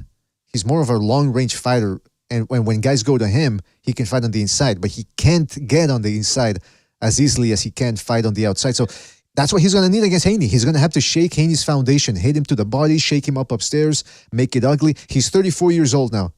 He doesn't have, and he's never really had that great representation when it comes to management. I mean, part of that is his fault too. But what I'm trying to get at real quick here is that 34 years old, this is probably the last chance he's going to get at a fight like Haney. Don't try to be cute. Don't try to be Lomachenko, and be the finesse guy. You got to go out there, actually be like Lomachenko was when he was against Haney in the spots where he was putting the pressure on, hit him to the body. He punches a little wide for my liking too. If there was one critique I'd have about Prograis, he punches a little wide. I like to see straighter punches from him. I think if he throws obviously straighter the punch, the quicker it's going to get there in a straight line. Mm-hmm. Kind of, you know what I'm saying? Like I would like to see that. I think that would really help his game if he came at Haney and started throwing straighter punches. I don't think Haney would be expecting that. I agree. And that's the other thing, though, in this dimension. If you're rooting for Prograis, then you have to like the fact that Haney is not a mover like Zorrilla. But even when Zorrilla wasn't moving, Prograis wasn't doing much. He was just standing there trying to find the perfect spot. And that's problematic, man, because Haney can punch with the left, with the right, and then with the left, he's got a pretty good check left hook, as they call it. So, yeah, man, that's going to be... But he's a hugger. Yeah. Yeah, but I mean that's it's up to Prograis to make that fight because, like I've said before, it's easy to fight on the inside when a guy doesn't know what he's doing. But now when the other guy's forcing you to have to work your way on the inside, can you do it? And it's interesting because Prograis, before the Garcia versus Tank Davis fight, Ryan Garcia that is, he said that he was picking Tank because he didn't believe Ryan Garcia had that dog. And then lo and behold, he fights Zorrilla, and it looked like he liked that dog. It looked like he was a little afraid or maybe just incapable of getting on the inside. So, I mean, against Haney, he's going to need that dog, man. He's going to need balls. He's going to have to say, okay, he's going to hit me with something, but he might not be able to outbox him from the outside. We shall see. So it's an intriguing fight. He's going to make him pay. If he hasn't hurt, he starts hugging. Starts reaching out, like, do a jab, reach out and grab him. You got to make him pay for that.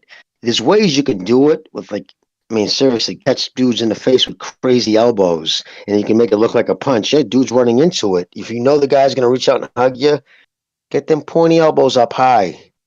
For real. Like, fucking lean, put your head down, like, let him run into your head. Like, just make him pay for that. There has to be consequences for the reaching out and grabbing. Absolutely. And, Prograis ace in the hole, like Gonzalo was saying, he does hit hard. I mean, just look at what he did to Tyrone McKenna, the way he busted him up. And again, look at what he did to Jose Zepeda, became the first man to stop him. There's a path to victory for him, but he's going to have to work for it. I like the shot that he landed on Kyle Relic, BD. I haven't seen that fight in a while, man. I know he stopped him, but which punch are you referring to? Left hook to the body. Oh, was that it? Yeah, people forget Relic was that was in the tournament, and Relic had looked good against I think he was the first guy to beat Barthélemy, Francis Barthélemy, back when he still had more left than what he has now, and it was a tough dude, and Prograis broke him down. So again, just goes to show you, he's a good fighter. He's a bit of an enigma because he spent so many years under the radar, switching promoters. So we'll see what happens. I think it was a left to the body. Yeah, for sure, because he caught. What's the Ukrainian dude? That fought was gonna fight Broner. He beat that dude up to the body too. No, but I think Relic was a shot to the solar plexus actually, not to the liver, but to the middle of the stomach. Yeah. You were talking about Redkach earlier too, by the way. The guy who was supposed to fight Broner. Here's the other thing I wanted to talk about. Josh Taylor, who sort of got his comeuppance against Teofimo Lopez for his behavior. This is what he had to say about a potential Conor Benn fight. Yeah, that's right, they're talking about that. He says, I think a fight with Conor Benn down the line would be huge. Down the line. That's what Irish Andrew Ward said. Remember that? That's the line I'm always repeating now when fighters always go, oh, that's definitely a mega fight down the line. He's fighting, he said, but he shouldn't be fighting.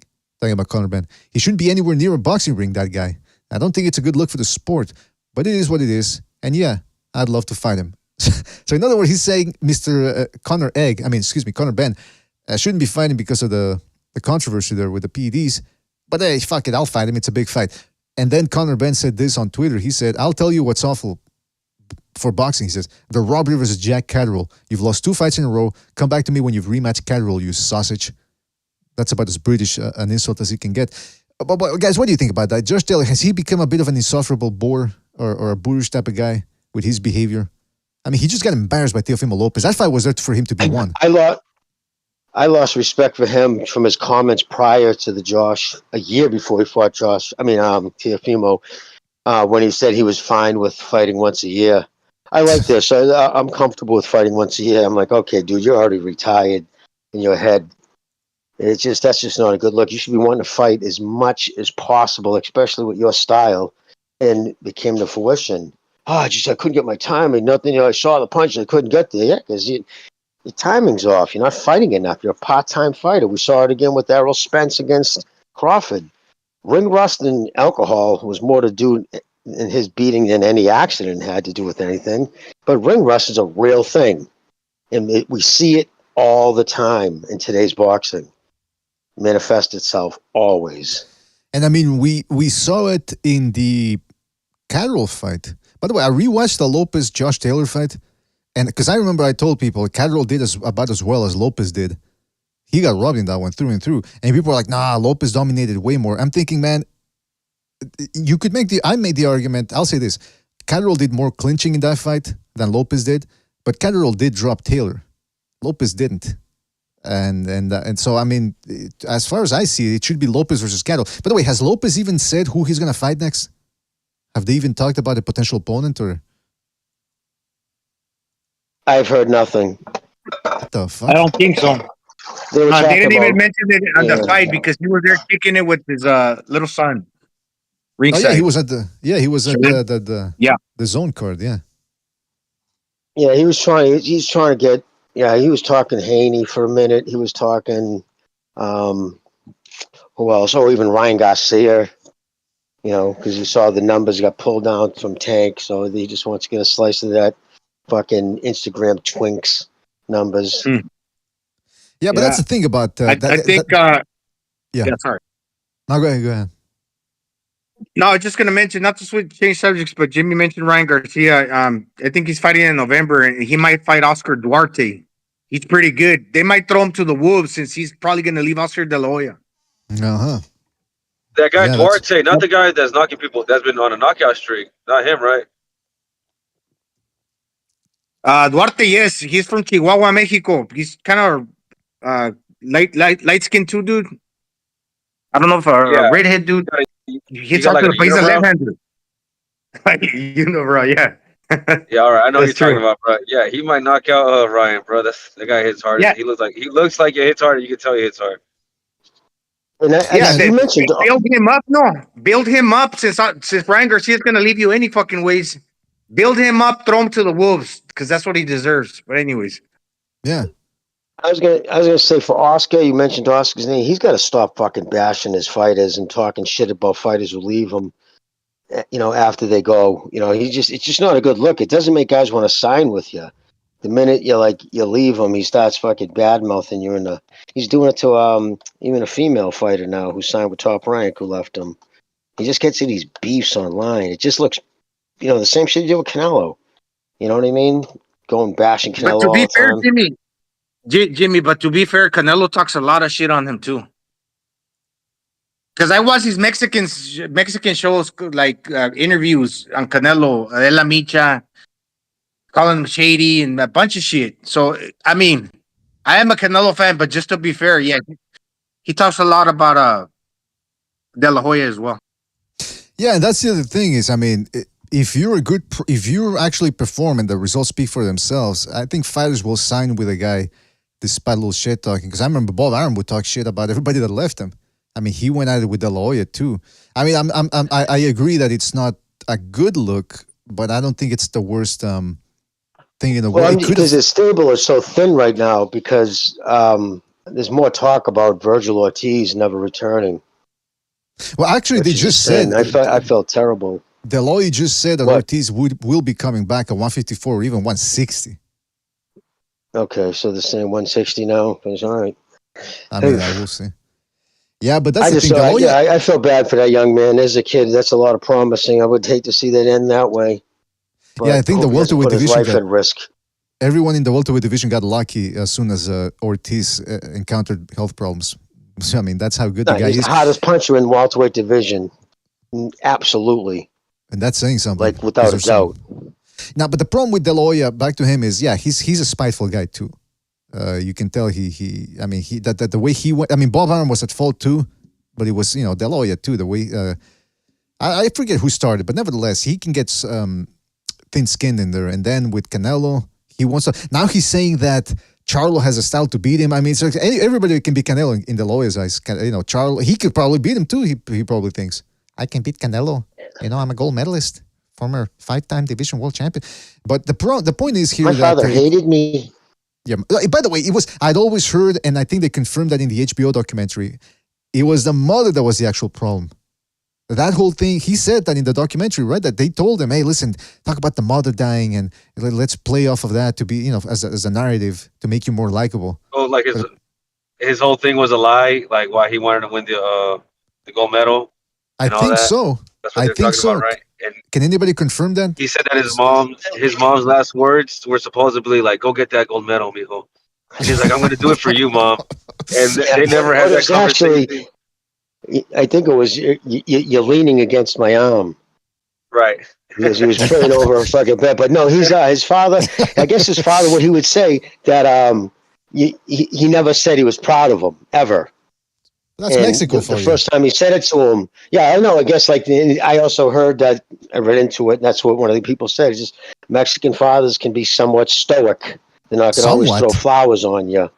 I mean, not somewhat. They're fucking like stone. Yeah. I remember when Johnny Gonzalez won his first title against Mark Johnson, and he said in an interview that, in an article rather, that as soon as he won the title, he went back to the dressing room and his father started screaming at him, "You're nobody. You're nobody. You think that belt makes you somebody? You're nobody." And at first he was shocked, he's like, "What the fuck?" And then he said, it's just, that being that. I mean, I'm not saying that's the right approach, but you know what I mean? It's like they try to humble them over there in Mexico. They don't. They try to use the weirdest way to encourage you. The weirdest way to encourage you is to completely shit on you, Exactly. Like Oscar said, he said, my father he was the type of guy, and I relate with this. My father was the same fucking way. He could, fight a 10-round fight, lose one round, pitch almost a shutout, win 9 rounds. And the whole ride home, his father's talking about that one round. How did you lose that round? What were you thinking?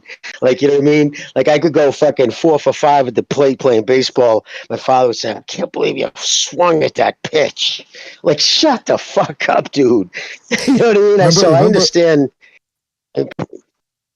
Remember in The Sopranos when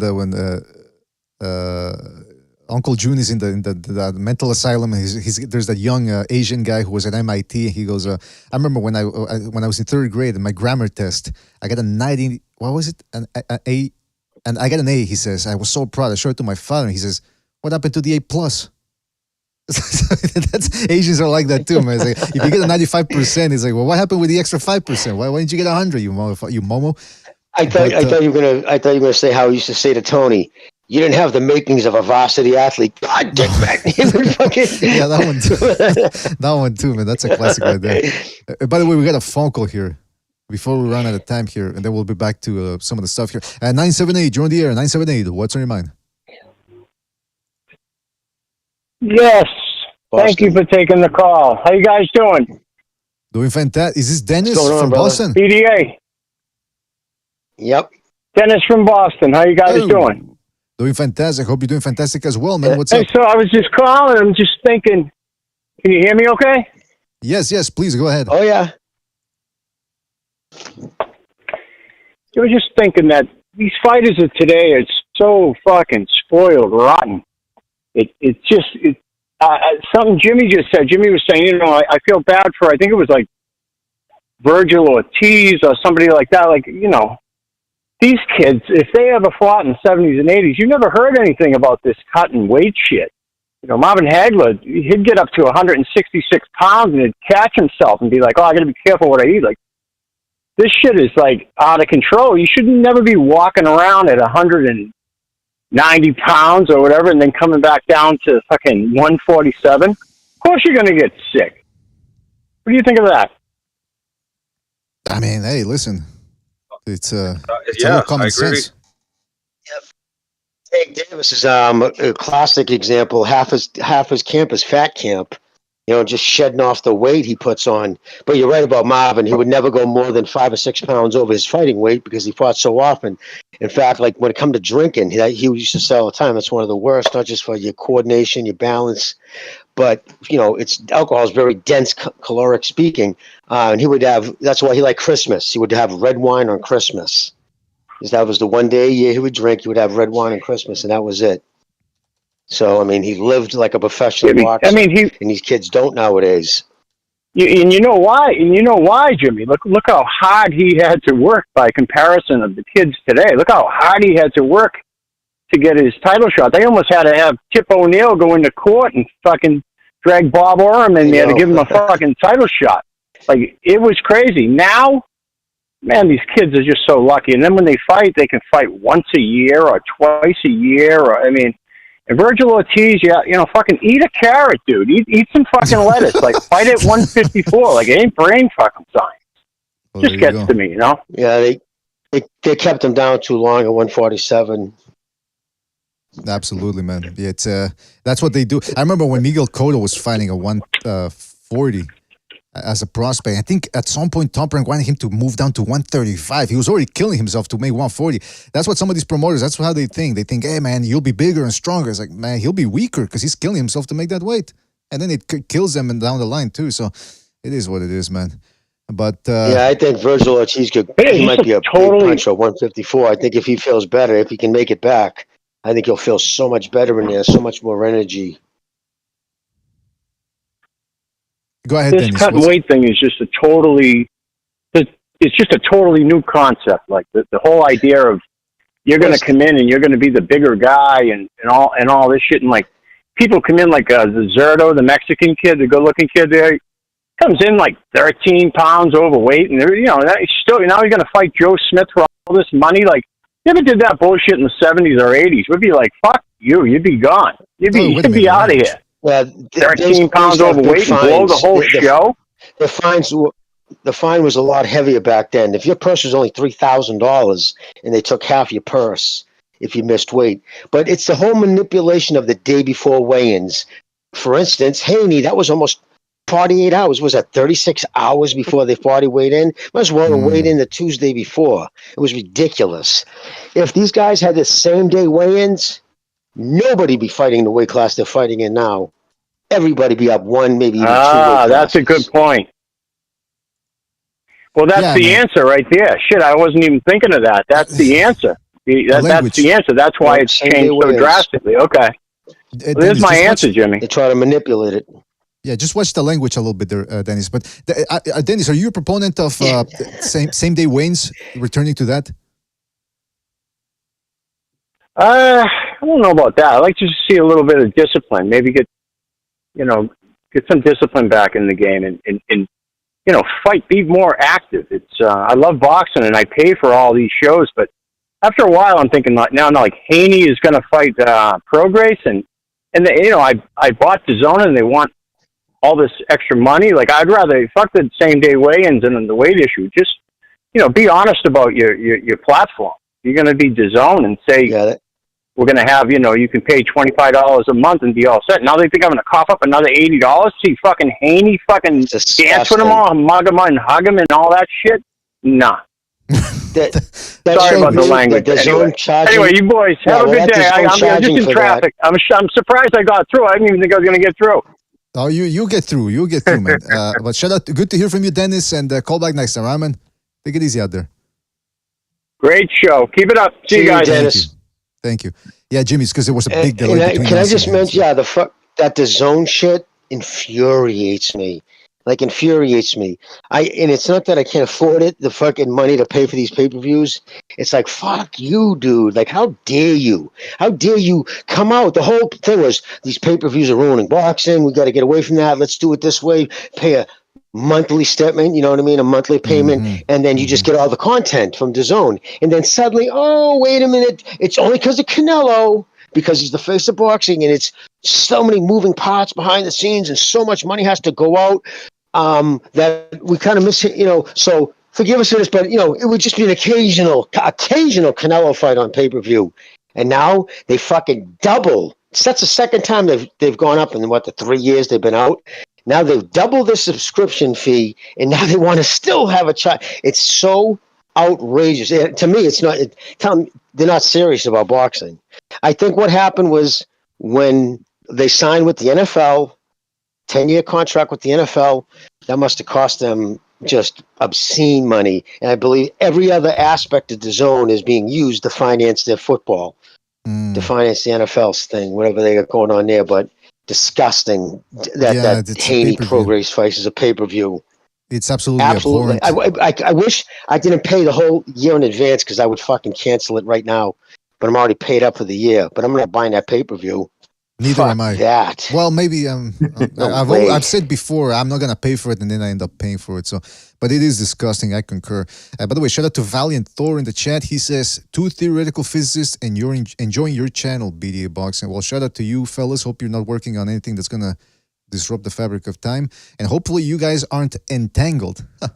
a little physics humor for them. They'll get it. All right, listen. Another thing I wanted to bring up here. Jaron Ennis is. Again, I rewatched that clip, and it was quite clear that he didn't know what to say when Terence Crawford was on a podcast, and they decided to call Jaron Ennis, or Jaron Ennis decided to call him, whatever. And he's like, "I offered you a fight, man." And then Terence Crawford goes, "When?" And then Ennis' response was, "What you mean when?" And I mean, it's just it was clear that they didn't know what they were saying. Well, now the mastermind behind Mayweather's what's it called again? TMT Promotions, Leonard Ellerby said. That's the fight he wants to see. He says, Terence Crawford is a fan. I want to see him fight Boots. That's the fight I want to see. I want to see that fight. He said it 3 times, so he must be, or 3 times, so he must be adamant about that. Everybody deserves an opportunity, Ellerby said. But the other thing that I want to say is that would be a good fight. Let me just say that first and foremost. But it's quite clear, or it's becoming clear, that Terence Crawford has gotten a whiff of that Canelo money. Now he's even talking about how he doesn't even want to. I don't know. He's trying to. It seems like he's trying to skirt his contractual obligation against Earl Spence. Doesn't want to rematch him. I mean, I'm telling you, it seems like now he's looking ahead for that Canelo payday. What do you guys think? Is that Spence fight going to happen? Should he fight Boots in the meantime? If that fight doesn't happen, what would you guys think? Well, if he's thinking of moving up, then he should prepare his body to move up gradually. That's if he's going to go that route to 68. Take a fight 54, then maybe at 60, or at least jump from 54 to 60. Because going from 47 to 68, how are you going to put on the muscle? Because the dude doesn't look like he carries any fat at all. So it got to be solid muscle. How is he going to put that muscle accordingly? Mm-hmm. So he can, move up. So that's all I'm saying. And one more thing about his attitude. I know he's world champion. He's a popular guy now, but I mean, isn't he feeling his oats a little too much? He wants to be like the big boss. Yeah, a little too conceited. Way, this is but this is the part that I wanted to read. I found it. Ellerby continued by saying, "A lot of things that are going on right now wouldn't be going on right now. Boots already would have fought an elite guy if he was with Mayweather Promotions. Boots would be one of the most talked about fighters, like a Gervonta Davis." In the sport, like he means, does he mean making 200,000 pay-per-view buys? Is that what he's talking about? Yeah, I guess it's kind of surprising that they would do that. Though he would come out and say that. That's almost a shot across the bow of. I wonder what did he have a falling out with Showtime? Because that's Steven Espinoza's boy right there, Ennis. So that's a shot. That's a direct shot at Steven Espinoza. Yeah, what's he trying? I mean. Tank Davis is 28 years old. And people say, well, he's the second next face of boxing compared to Canelo and AJ. How much is he getting paid? Number one, that means he's not bringing in that. He's doing good at the gate, but that he's doing horribly pay-per-view wise. He's not a mainstream star yet, and his resume is overrated. Even his fans will tell you that. That's why instead of talking about the resume, they'll talk about, well, everyone has to go see Tank because he's a star and this and that. And it's like the hubris from Leonard Ellerby. If Boots was... Who is Boots' trainer, by the way? Who's his official trainer? I mean, promoter or manager, whatever. I think it's Gary Shaw. His father's one of the trainers. You're right there, Gonzalo. But I think Gary Shaw and... Gary Shaw and... Gary what's Shaw's his name? still around? Espinoza, I think. Gary Shaw is still around, the fat guy. I believe so. I believe that's who was representing him. I don't know if that's still, but I'm pretty positive. I could be wrong. It says hitting the head a lot, so I could be googled completely it. wrong. I googled it. It says Cameron Duncan, the promoter of Venice. I said, Oh, there you go, Cameron. No, you're right, Cameron But Duncan. I thought he was a man. That's I thought right, he was a Cameron manager. Duncan. Since when is he a promoter? I thought he was a manager. Well, he has a promoter's license, and that's what they use. Heyman doesn't have a promoter's license because he's only an advisor. That's how we can legally do so many different things. Where, like, the promoter can't also be the manager. Can't be there's certain the Ali Act that prevents all that. He just skirted the Ali Act by using shill promoters' licenses. Right. Like they showed up and they would just use their license. They have the only thing they get to say maybe is what they're selling at the concession stands. That's it. I mean, nothing. It's all Heyman buys all the tickets. Him and Mayweather buy the whole bowl, the lower bowl of every big fight. They resell them to make more money that way. That was a shot against Showtime. I'm curious. I wonder if maybe did he hear that Showtime? Maybe that came through the grapevine that Showtime is getting out of boxing at the end of the year, so he figures bucket. Might as well. But what happened to the solidarity of being a person of color? Remember that tweet? LB Steve Espinosa understands being a person of color when it's like we get held to a different standard. Yeah. He's a fucking Stanford graduate with a fucking trophy wife, an executive. Making tens of millions a year, you fucking idiot. Yeah, you're oppressed. Shut up. I don't want to see, I'm telling you, I don't have a personal gripe with the PBC. The only reason we criticize that promotional entity more than any other is because they're leading the pack when it comes to deception, deceiving the public, or disappointing rather. Because they used to have a lot of money, they used to have they still have a big stable of fighters, and instead of showing those fights on regular Showtime, they've managed to botch the Fox deal. They're botching the Showtime deal. Everything that they're doing is on pay-per-view, which it shouldn't be. And don't come at me and say, well, the Zone's doing it too. Okay, does that make it better? Does that make it worse? I mean, come on, let's stick to the subject. But I heard that Tim Tszyu versus Brian Mendoza will be on Showtime. So it seems like they're still hanging on by a thread there if they can make that fight happen. That would be their biggest fight. Well, look at all their other fights on Showtime, on the regular Showtime this year. They're all horrible cards that don't pull any numbers.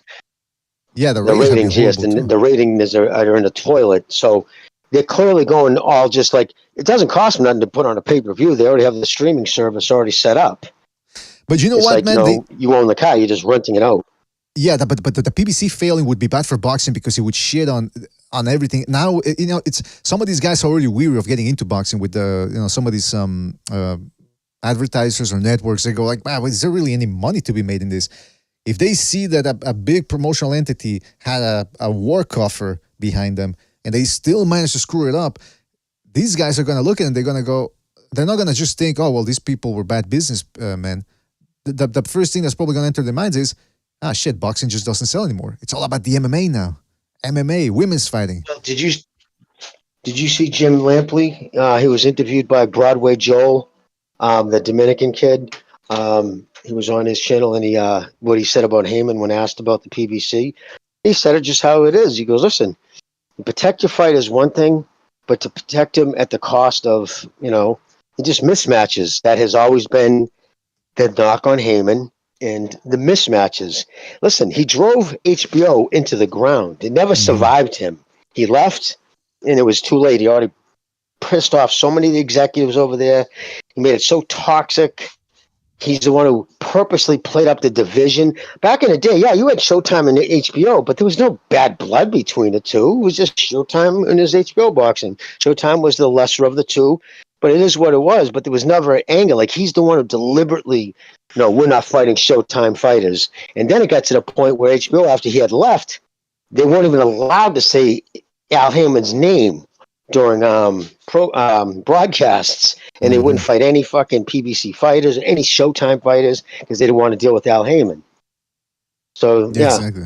Without a doubt, he came into boxing and he destroyed the greatest platform that I've ever seen, HBO. And now he's doing the same thing to Showtime. His numbers just didn't work out. He had 3/4 of $1 billion. and it didn't work out. Yeah, when do people realize, hey, they fucked up at HBO, they fucked up at Fox Sports, they fucked up at Showtime, or they're fucking up. It's like, at which point do people say, there seems to be a pattern here? No, it's everyone else's fault. It's never the PBC's fault. By the way, let's go to a phone call here before we wrap it up. 510, you in the air, 510, what's on your mind?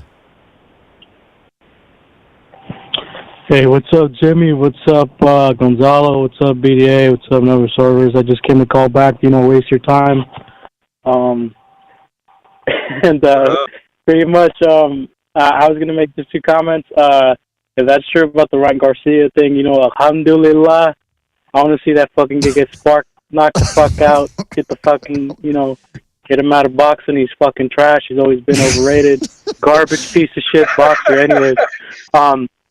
The fight upcoming that I want to actually watch and enjoy is going to be the Devin Haney Prograis fight. I just don't know.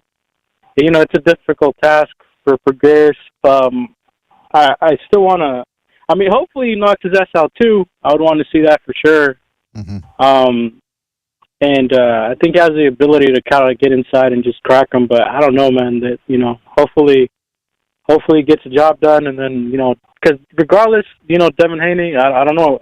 A lot of these guys, I don't know where the fuck they're going to end up going to. As a lot of people have the same sentiment, like boxing is pretty boring. They're generally inactive. They're not as skilled as they were, so that's generally I think the overall sentiment. No matter who you ask, even the casuals or the hardcore people. So that's interesting to hear that. Some people are just getting tired of it. I think it'll never go away. I don't think boxing is going to be done, but for sure it's damaging. It's the entertainment, the consumers is like the one that's being hurt essentially, because at the end of the day, these guys are making their money off of these dudes, and then that's right. Nobody's we're hurting, and then we got to deal with this shit, and that's why the majority of the times, man, I also can't even speak about a lot of the fighters out here because I just don't watch them. I don't give a shit about Devin Haney or Shakur Stevenson, even Tank. It's obviously his upcoming matchup is stupid. It is what it is. I gave him some credit because he did spark. He knocked out Ryan Garcia, so that I enjoyed that. But yeah, even then, same shit, same deal. But yeah, as I mentioned, hopefully, hopefully Regis has a game plan. I just don't know. I don't know what he'd want to do in that fight, but yeah, and then yeah, man, that's it. I pretty much. Oh, and Zepeda, great showing. I'm not too crazy about him, but yeah, good for him. He went up there, fucked him up. That was cool, but I don't know. He's another guy that he's not dog shit. I don't think he's bad. It's just that there's some dudes out there. I even think the same thing. Crawfish, the same shit. Where I don't know something about those dudes. They're good, but they're not. They just don't get my attention. And actually, that's one of the things why I don't get why people don't bring up when they talk about fighters these guys got to also make us want to watch them, and that's sort of that's the main thing for me. If I don't have really an interest in something that the fighter does that's not appealing, I just don't care to watch him, and I don't think I should be criticized for that also, because Now that was good. That was I'm saying exactly. Come on, it was brilliant. You loved it. You hit the nail on the head. These guys we're customers. If you go to a restaurant and they give you shitty food and people go, oh, well, you've been going to the restaurant forever, so you got to stay loyal. Nah, man. It's not about loyalty. It's about you. I pay you. You give me what I want. Yeah, it's the same thing with boxing. Well, it's all of a sudden boxing. What's that? If restaurants follow the boxing, restaurants follow the boxing plan, the chef would come out and scream at him, "You have no idea how hard it is back here. Until you do it, you can't criticize my food." Exactly.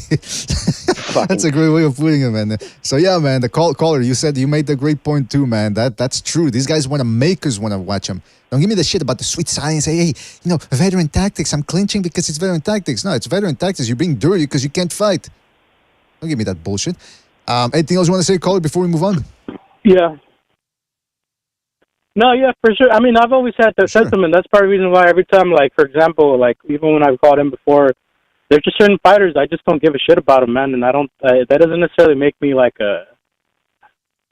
not not into the sport. Like, I've loved the sport. I've always enjoyed it, especially watching it with my dad growing up. So, it was always a part of her.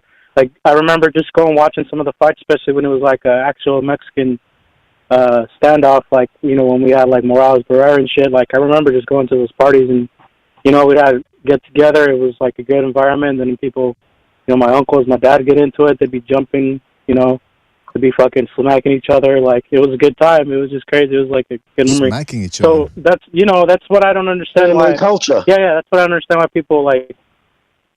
Yeah, it's part of the culture, but then if anything, just like, it's just not the same. Like, that's why, like, when I see certain fighters that have some sort of appeal like that, like, I'm like, yeah, I like that fucking dude. Like, I like Triple G. I like Bivol.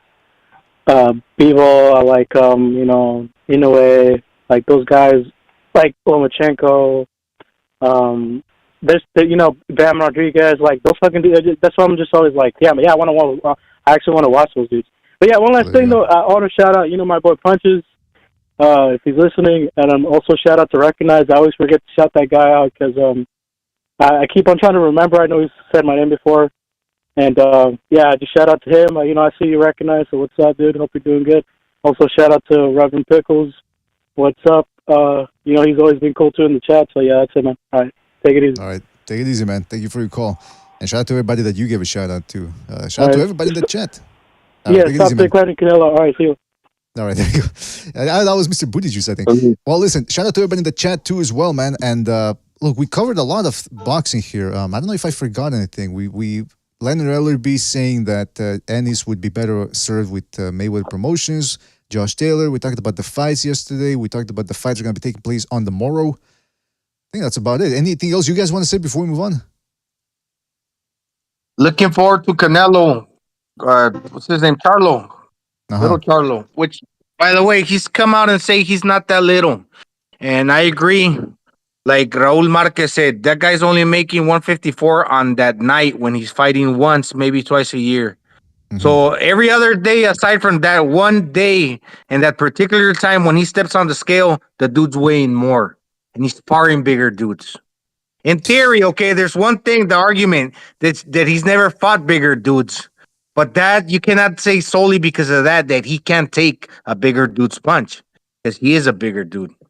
That's all. That makes some sort of sense. I'll tell you anyway. We're going to be seeing more of that as the fight approaches. We're going to be analyzing that fight from all angles. Believe me. This, like I said. My thing is, I just want. Oh, sorry. I was waiting for the delay. But finish up. No, go ahead. I was going to say my last thing was I don't like Canelo going on talking about sucking up to the PBC, like saying how Al Heyman is it's good working with the PBC. You could just tell it was some scripted bullshit they had him say. Well, you saw like with the Brian Costa when he posed that cringe question to him of all the networks, why the PBC? It's like, what are you talking about? Because that's the only thing. Because you guys hide your fighters from everybody. You make people come here to fight them. And because they're just offering them a bigger slice. Even Eddie Hearn, like Hearn said it. I had no bad relationship with, Canelo. Canelo wanted to stay with Hearn. It's just he had nothing to offer him. He had to go where he had to go. But just, making him go out there and do this fucking bullshit of, Crawford only has one more fight with the PVC. He's not said anything about re-signing with them. I think he wants to kind of go solo. He's just going to follow the money. I wouldn't be surprised even if he works with Top Rank again. But he clearly doesn't consider himself a PBC fighter. And his thread on Twitter last week proved that. He basically an us against them mentality. Him against the PBC guys. He even dogged them out about saying this side of the street, the language they made up slogans. And I think, to Gonzalez's point, I think that's what's driving a little of his arrogance right now. They just fucked him over for 5 years, and so much shit was said about him. A lot of Spencer's fans were saying nasty shit about his wife. So I think it was just like, you know what I mean? I think right now, but he runs the risk of taking it too far. Just don't take it too far. And I agree with Gonzalo on that. But that's all. You reminded me of something, too, before we leave. What's his name? Stephen A. Smith recently started talking about Max Kellerman and said, Max Kellerman didn't bring anything to the table. It was all me, baby. And first of all, it's interesting. People are noticing that Kellerman has appeared on some of the biggest networks and really didn't bring anything to the table. And, we've touched on that a little bit here before. Some of the context that he had that allowed him to go from ESPN, long tenure there, then all of a sudden to HBO, the DA side network. Then, no, excuse me, it was ESPN. I think it was Fox Sports, then HBO, then back to ESPN. Like, this guy's always landing on his feet. And now that he's been fired from ESPN, so Stephen A. Smith is sort of reading the same point, which is like, why, what was he bringing to the table? But by the way, I also saw a clip that somebody posted on Twitter of Stephen A. Smith and Max Kellerman when they had the show together, and they were interviewing this football player. I don't know his name, but he was an Afro-Anglo. And he said something along the lines of, Stephen, sometimes I think Max Kellerman is blacker than you. And then Stephen A. Smith was acting outraged, like, oh, hold on, you don't cross the line. But you could see Max Kellerman was getting a hard-on when he heard that. Because Uyghurs like Max Kellerman, the guys that, they know all the rappers and they can tell you all about the history of rap. And, when Big Mook sampled Pussy Farts in his first song, and that's the first guy that was sampling Pussy Farts. And Max Kellerman he lives for that. He lives for Afro-Anglos calling him an honorary black man. And there's a lot of people out there like that, Eminem, just pick your Uyghur of choice. And that's what he actually said, brother, on the show, well, I don't want to, white-splain. Like, he had to, apologize and, for white-splaining. Like, I don't want to proper like a white man. Question that shit. Like, you had to, preference it by saying, I know I'm a white guy and I shouldn't have an opinion because I'm white. Like, you're the problem, you fucking heap. Well, wait a minute. Why the shit is the way it is now. We know that if it really came down to it and they press him about being white, he'd probably, depending on the issue, he'd probably go, I'm not white. You know what I mean? Like, he'd probably say something else. Yeah, I'm a member of the tribe. I'm not really white. We hate the whites. Just go check the ADL. There you go. By the way, shout out to Dennis F. from Boston for his contribution with the super chat. He says, great show.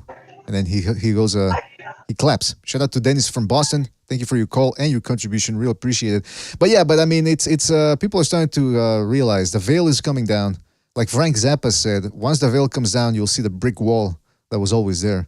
And I think I butchered the quote a little bit, but people sort of get the point. I hope that 90 seconds.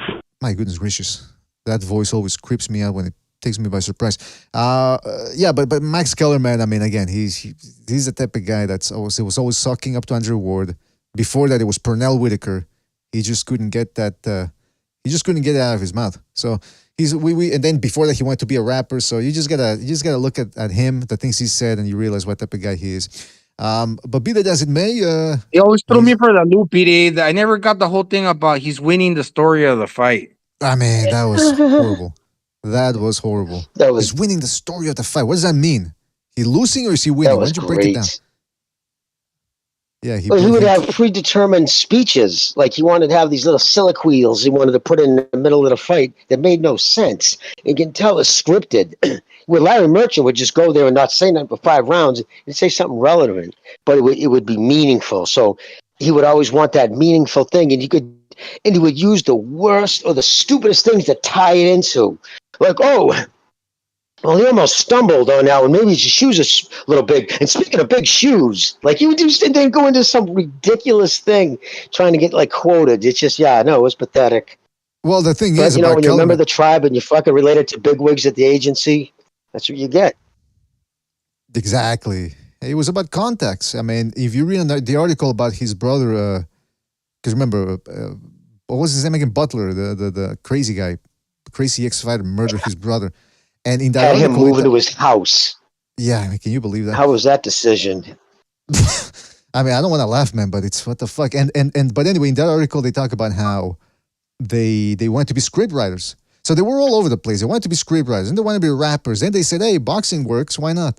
Let's get into that." Did you hear Kellerman talk about his brother? He said, "Well, I don't know the context. I don't know if my brother provoked that." So come on, no. He didn't say that. Please, no. Just kidding. No, I know that's too. Okay. Jeez. No, but you know what, Jimmy? That sounded so realistic, man. Jeez, Louise, you had me there for a moment. Wow. I mean, but the fact that you would even have to think that was so, right? The fact that you would say, "Wait a minute, would he have said that? Would it have surprised anybody?" Exactly. By the way, he wanted to be. No. He wanted to be Merchant so bad, man. But Merchant was an actual writer. He made his bones writing. So he had the mind of a writer, so he could come up with comparisons and soliloquies off the bat, man. Really, I mean, I remember the exchange they had with George Foreman when Trinidad fought William Joppy, and Joppy was wobbling all over the place. Because he was hurt, and then Foreman goes, he's standing up to him. He's standing up to Trinidad, and then Merchant goes, I don't know if he's standing up to him. And then Foreman goes, well, he's wobbling up to him. Like, just the interplay that was, I know Foreman they didn't really like Foreman, but just even when they didn't like a guy, they could still work off of each other. Whereas when Kellerman arrived, that's when I noticed they started calling the fighters by their first name, especially the ones they liked, like Andre. Andre is such a great fighter. It's like, what are you calling? And I remember Merchant was the guy who said, I don't like calling fighters by their first name. I don't like to be on a first name basis with the fighters because he has to remain professional. And I said, that's a great point. These other guys, they didn't see it that way. They wanted to be friends with the fighters, wanted to go out to dinner with them, watch movies together, Netflix and chill. I mean, get out of here, man. By the way, Uncle Pete in the chat says, Kellerman said, sit down, boy. Have yourself an egg roll. Yeah, he sent me that interview. He sent me that interview with Gary Oldman wearing the fucking Jax. What was his name on the True Romance? Jax or some weird name. And then he's got the fucking makeup, the rasta threads. His face is all scarred up. He's got a glass eye. Who came up with that costume? And then he said, the way I came up with the accent was I was in Brooklyn and I heard a couple of black guys talking, and then I invited them over to my trailer. It's like, could you maybe elaborate more on what happened? You're just inviting random guys, black guys into your trailer there. It sounded weird, man, but good performance nevertheless. All right, well, listen. Let's get serious for a moment here. We had a lot of, we talked about a lot of things here, almost 3 hours. Like I said, we'll probably try to be back. We'll try to return tomorrow after the Teraji fight. I don't know if many people it's a Monday, so I don't know if many people are going to be available for that one or even be watching that fight, but we'll see. We'll see. I've already made arrangements to watch that fight, so keep an eye on it. It should be an interesting event, and that's about it. I want to give a big shout out to everybody in the chat. First of all, everybody in the panel. Shout out to Never Sovers, Jimmy, Gonzalo. Who else did I miss? I think that was it. I think you guys showed up. What else? Shout out to everybody that called in, everybody that donated the super chat, everybody that showed up to the chat. Always appreciate your listeners, your viewership, guys. Hope you enjoyed the show. Shout out to Earl Stevens, Eparokua, Larry Liston, Reverend Pickles. I am your leader in the chat. Shout out to I am your leader, Knockout Ned, Uncle Pete, PG, Team Badman Boxing. Gonzalo was in there as well. Shadow Boxing, the Chitlin Distributor, TFM, Alfredo Contreras, Bray, Nerd, who else? Skull Kid 25. Dennis from Boston. Dennis from Boston, yes. Can I say something real quick, BDA? Sure, absolutely, yes. I want to say shout out to Alexa Grasso. She is the one true Mexican champion at 125. And long may she reign. Long may she reign. Based on what I saw last night, I mean, again, I'm a MMA casual, but I don't know if she's going to be around for a while. But we'll see. We'll see. You know more about it than I do, so I'll take your word for it. Well, shout out to everybody in the chat. Again, I hope you enjoyed the show. We'll try to be back tomorrow. We do have to talk about the Zhang fight, the Zhang Joyce rematch taking place this Saturday. That's going to be a good one. So stay tuned for that. Shout out to everybody in the chat, like I said. Don't forget to hit the like on the way out. And we'll catch you in the next one, fellas. Take it easy. Thanks for watching. I'm disappointed in every one of you. I'm sorry, I don't mean to offend you. I'm disappointed in every one of you. I kiss you on the mouth. No, I'm not cool with that. I'm sorry. One more time. I'm disappointed in every one of you. I mean, I'm dealing with degenerate.